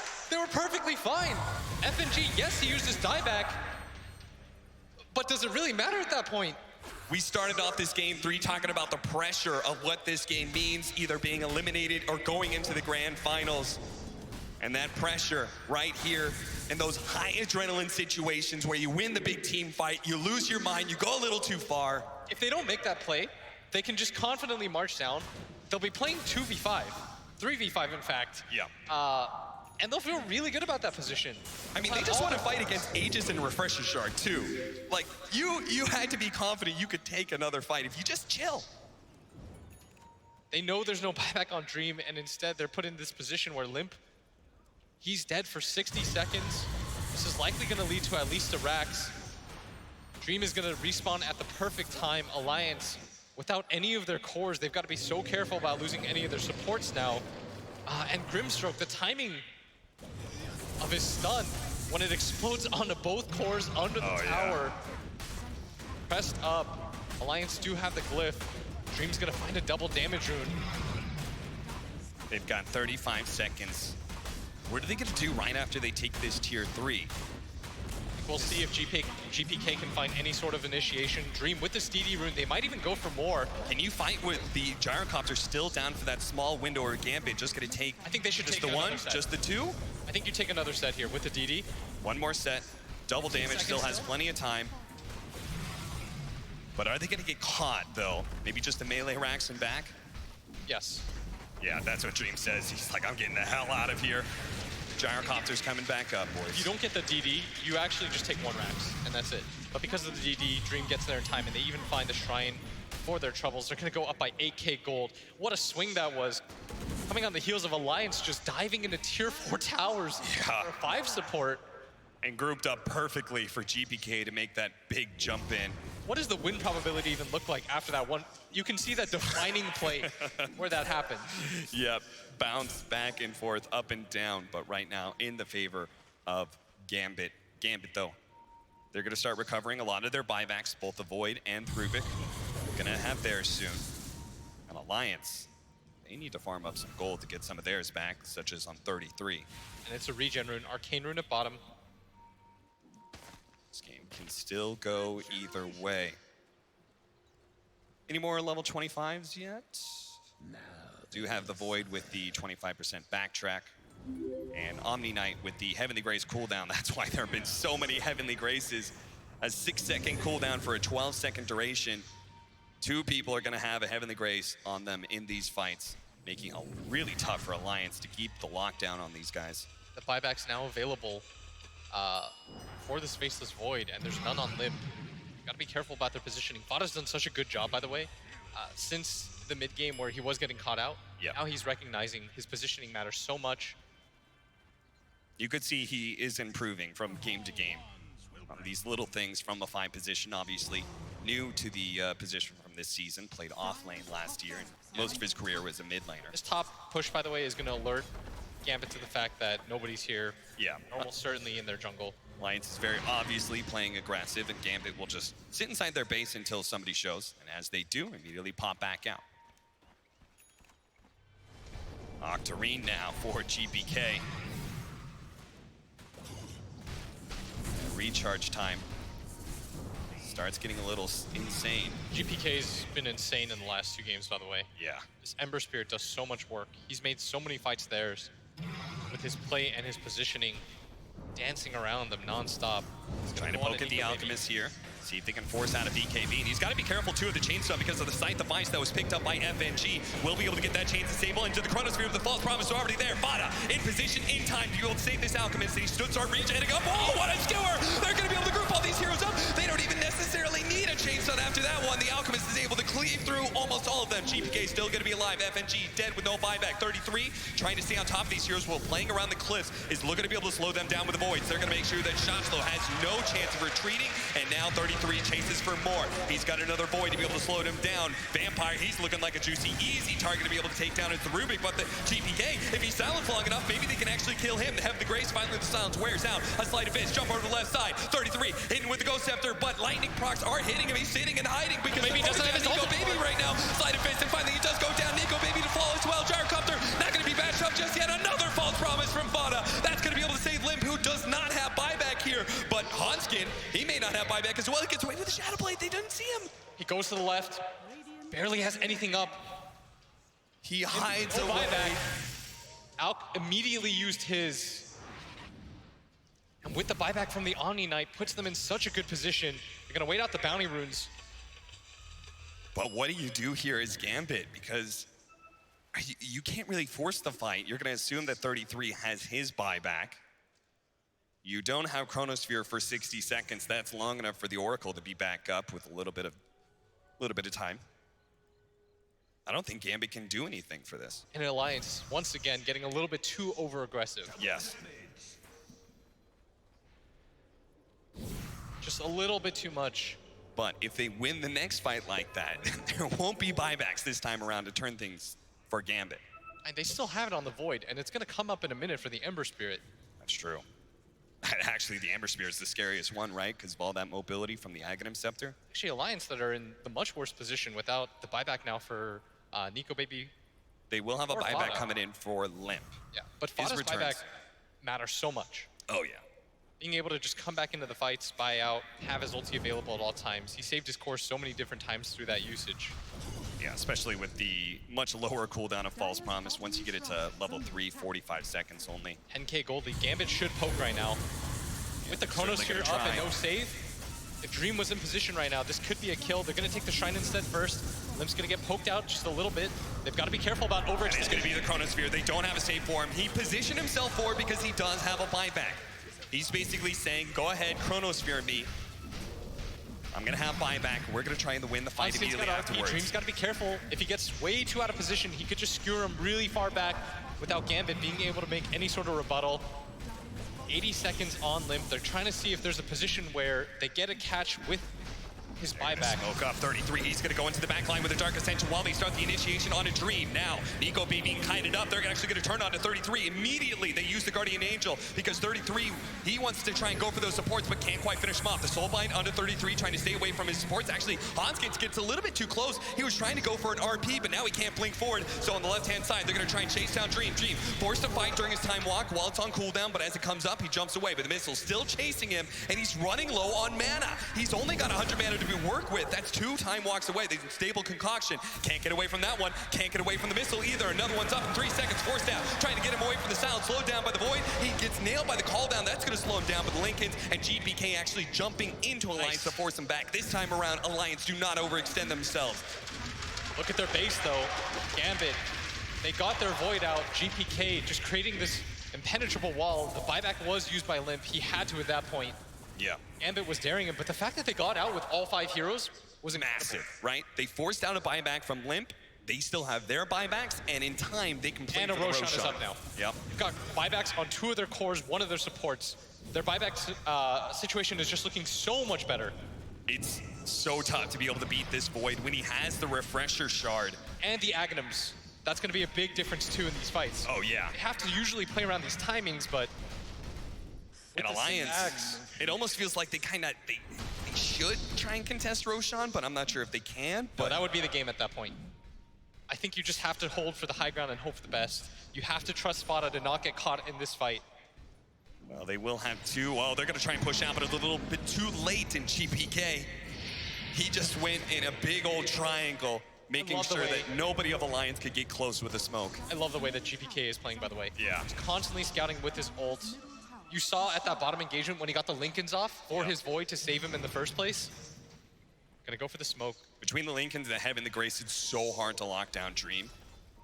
And Fada, his position matters so much. He's just gonna be in position, but Fada, if he's already dead, and he gets executed just like that. He was trying to collect with his team who's playing on the high ground. They saw a double damage. They thought this is a great opportunity. Limp's gonna come in, and he is actually gonna complete that TP, which is by himself. He activates the BKB. He does get the Satanic off, so he's not gonna take any damage. What a beautiful bait from Limp with that TD. That allows the backline to be gone out with the RP on it too. The double telekinesis, though, that's gonna help out. The Hex, the DT, though, the double side. Nico, baby, he's about to fall with 33. Now Limp gets blown up as well, and Alliance lose 4. No buybacks available. Hans gets left alone, and that's it.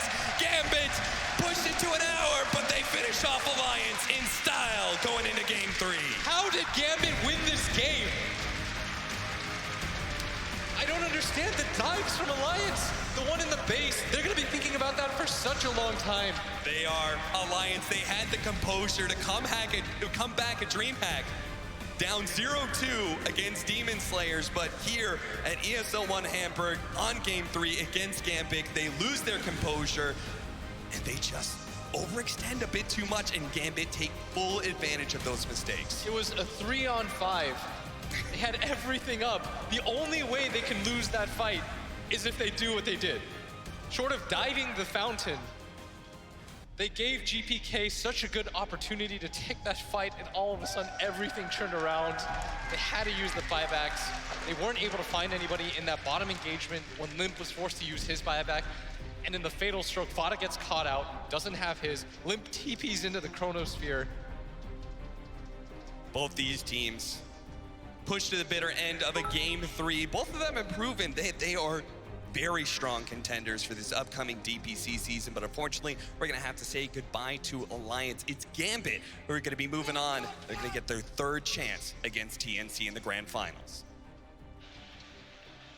They come in threes, they say, and Gambit are going to get that chance exactly. They lost 2-0 in the group stages, 2-0 in the upper bracket final to TNC, but they will get a crack at them again in the best-of-5 grand final. Congratulations to Gambit. Commiserations to the green of Alliance. It turns out that one of us had the right colours on the panel. BSJ alongside Nahaz. Congrats, Brian.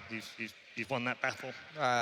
We seem to have somehow dressed in Alliance and Gambit colours today, but you've won out. Yeah, you know, I had faith in them before the series, and then I saw the drafts, and I feel bad for losing faith in them almost. This is the most, honestly, alpha move I think I've ever seen by a team. Same just 5? Pick the exact same 5 heroes, and the other team's adjusted too. It's not like you're just picking it because they're picking the same thing too. I mean, run it back. That was, I mean, yeah, Alliance kind of had the game in their hands. I was going to say, there were opportunities, Alan, weren't there, in this game? It wasn't like the last one where it was just a blowout after 15 minutes. It was kind of like treading water. There were proper opportunities for Alliance to win this. Absolutely. I think we're going to see, hopefully we're going to see an analysis of one of those base dives in a few minutes, but look, it's October, okay? This Alliance team played marvelously to get this far. They're going to look at this replay, and they're going to wish they had this one back. Yep. But that is what's going to happen with these new rosters still gelling together. You give Gambit all the credit in the world, though. These are two of the finest back-to-back Ember Spirit performances that we've seen on LAN in a very long time. Yep, very difficult, and again, he stepped up, the main man.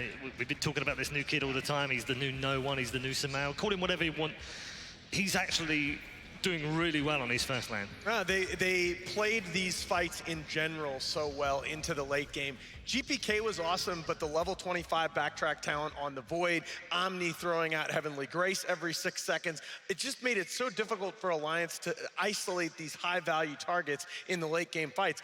And that's partly where these dives come from when you're having so much trouble converting those kills. Yeah, heroes like Omni Knight just leave you chasing after heroes at 300 health.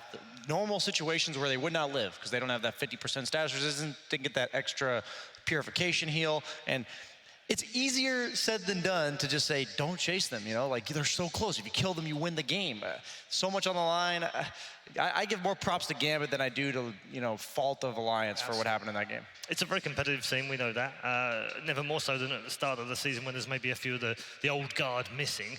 But Alliance's performance over these first 2 weekends of big tournaments in terms of winning Dream League last week, finishing in the top 3, that's great. That's a great start to the year. Yeah, you actually asked me on a panel last night right after the series, are you convinced? And I actually, the first thing that I did when we got back to the hotel last night, I rewatched those replays, and yes, I am. I am convinced that this Alliance squad has the potential this season to be a Tier 1 team. I think that they have the right pieces around Nico Baby. I think 33 is going to look like he did the season before last when he was the premier free agent after TI. I think this is going to be a great team. But you know what? How many captains are there out there that would have the stones to go back to identical drafts in Game 2 and Game 3 of a series like this one with a brand new roster in this land? FNG, hats off. Brian, thoughts on that? And we talked about the lack of versatility coming out from Gambit, and that was about the definition of the lack of versatility in a draft. I know we were talking about when's the last time we saw that, but it is so hard to beat a good team twice in a row with the same heroes. People adjust, right? There's so much that can't be done live, can't be done in the middle of one game, but is much more capable of adjusting to over the course of a break between 2 games. Okay, well, why don't we bring him in? FNG is backstage right now. FNG, congratulations on reaching the grand final. And I have to ask you, the first thing we have to ask you is, why did you draft exactly the same 5 heroes for the third game? Well, because it works probably first time, and after first game, we were like trying to play our default Dota, it didn't work out, and we're like, okay, we gotta stop pressing this farming button, we gotta press the rush mode, like, you know, the CS style, just go in, stop farming. Rush B? Yes, rush B, and this is what basically happened, and our heroes were super good for that, so I guess that's why we repeated our draft. Yeah, I don't think I've ever seen a team, or a captain for that matter, draft exactly the same 5 hero lineup for 2 games in a row in a lower bracket fight. That takes a lot of guts to do, but you're obviously brave. You're obviously having a lot of fun in the team as well. Yeah, we do for sure have a lot of fun, and we have something prepared for finals. Okay, good to hear. I want it to be really competitive against TNC because you've lost the last 2, so you're gonna play harder this time. It's about fun. It's not about winning. I've got BSJ and the Haz alongside. I'm sure they've got questions as well. Yeah, going off of the same draft in Game 3. If it's not too much information, at what point in the draft did you know you were going to pick the same 5 heroes from last game? We thought that second stage, their bans will be probably Grimstock or Rubik, like at least one of our supports. And then we didn't see at all these bans, and we're like, okay, let's do it again. And we thought that they will ban Ember even, but once again, they did ban OD, I believe, or something. So we're like, okay, let's go Ember again, and that's it. I think as a spectators watching this game, I almost felt like the series turned when you guys went to the Ember Spirit on that 5th pick in Game 2 because GPK delivers these 2 unbelievable games. Can you, if it's not giving away too much information, can you take me through the thought process of picking the hero, or was it just your young mid players saying, this is what I want to play? No, as I said, it was just rush B mod, you know, Ember have some rush abilities, and this is why we pick it. You just need I love hero it. who jumps I in. absolutely That's love it. it. It's fantastic. One quick question before I let you go and have a quick rest before you go to the grand final. What's with the Tash? I like it, but November is a few days away. You're early. Well, I have no answer for that, to be honest. All right, I'll tell you about it backstage. It's all fine. Go and have a rest, and we'll see you in the grand final. Make sure you sign the camera for us. Sure. Thank you very much. Good man. Yeah. That's what we like to see. Well done, FNG. Well done, Gambit. Thank you. They are in the grand final to play TNC Predator. Quick wrap up from you guys. He's such a great character. I love the fact that he's enjoying his Dota as well, because you can see it on his face. And yet, a guy who has to rebuild teams every single season, it seems like. Yeah, one of my favorite things in Dota is being surprised when a team wins. Just being impressed, because you're expecting the game to go one way, and they just prove you wrong, right? And it makes you humble. It makes you excited to be a part of this community and this game. And you were wearing the right colors. Exactly. I calculated this from the Yeah, you did. You were a bit smarter than I was. Obviously, I was going for the 4 Alliance look, of course. Let's check in with the Mountain Dew Amp Game Fuel Power Plays. These are the 4 power plays that we've picked out for you from our first series of the day between Gambit and Alliance. This is number 1. This is the Void Chrono in Game 1. Remember, you can vote on these, and please do so, because Purge will break down the winner of this. You can do that right now over on Twitter. The poll is open. I mean, let's be real. Any play not involving GPK Ember Spirit has got to be at an immediate disadvantage. Yeah, has a triple kill. Oh, yeah. And here's where it really got going. Here's where, after the 2 solo kills in lane, you still wondered whether they were going to be able to convert that advantage into the hero taking over the game. And this is the point at which you're like, wait a minute. This kid is actually going to just take this draft and win the game. It's a special type of player to be able to do that and also have his teammates trust him to do so. This is the story of this series, I'd say. The Chronos, not just the Ember Spirits, but every single game we had a Void. And this particular game, they just had no farm on anyone else other than the Mag, or other than the Alchemist. So they just threw everything on him, as you saw there, and he just can't live through all the spell damage. Man. Final one is the back and forth. This is from Game 3. Oh, absolutely. And how many of these fights were there in the mid lane? I really did think Alliance were looking so good. They're able to force the GA defensively on the disengage so often in these fights, but you could just see it fight after fight after fight. They're having trouble tracking down those high value kills. How much has GPK put himself in with a chance of winning the Mercedes-Benz MVP? I mean, I think he played himself from the trunk into the driver's seat. He's got to be, again, I think you got to talk about Tim's and you got to talk about Gabby, because they've had just spectacular tournaments. But he's in with a shout, though. He's in the mix. He is. Oh, yeah, he's in that car right now. He might even have his hands on the steering wheel. Let's check in with Purge at the Weatherman Station and find out what he's got from our final game of this 3-game series.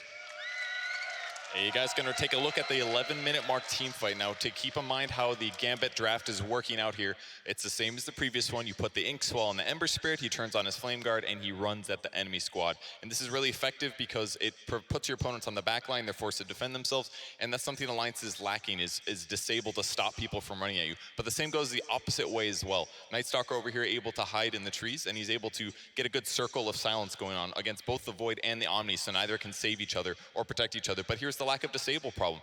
Even though that full duration goes, even though it's only level 1, they still can't kill the Faceless Void, so it becomes this game of cat and mouse where Gambit is poking on one side, and on the other side, Fada standing away from the other hero that wants to get Chronosphered. So that's why the game was so back and forth, because it was difficult for both teams to definitively guarantee these kills.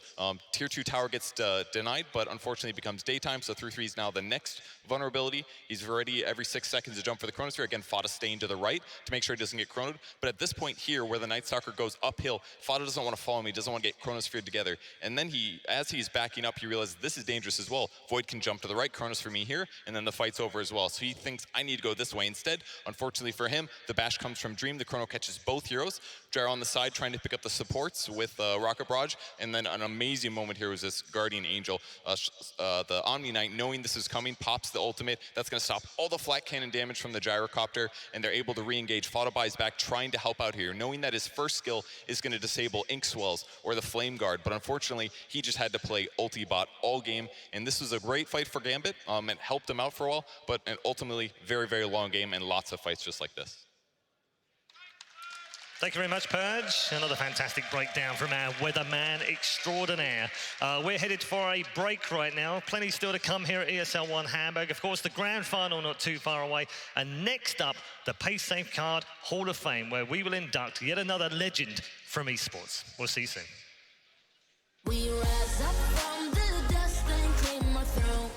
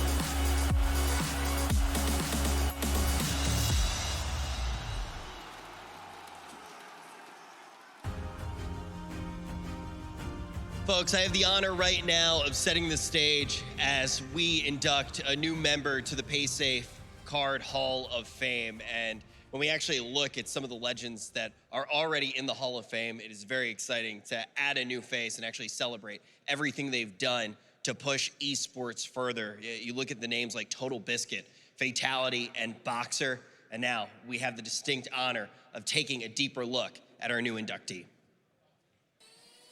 In the history of Super Smash Bros. Melee, there has been a group of 5 players who won every single major tournament from 2009 until early 2014.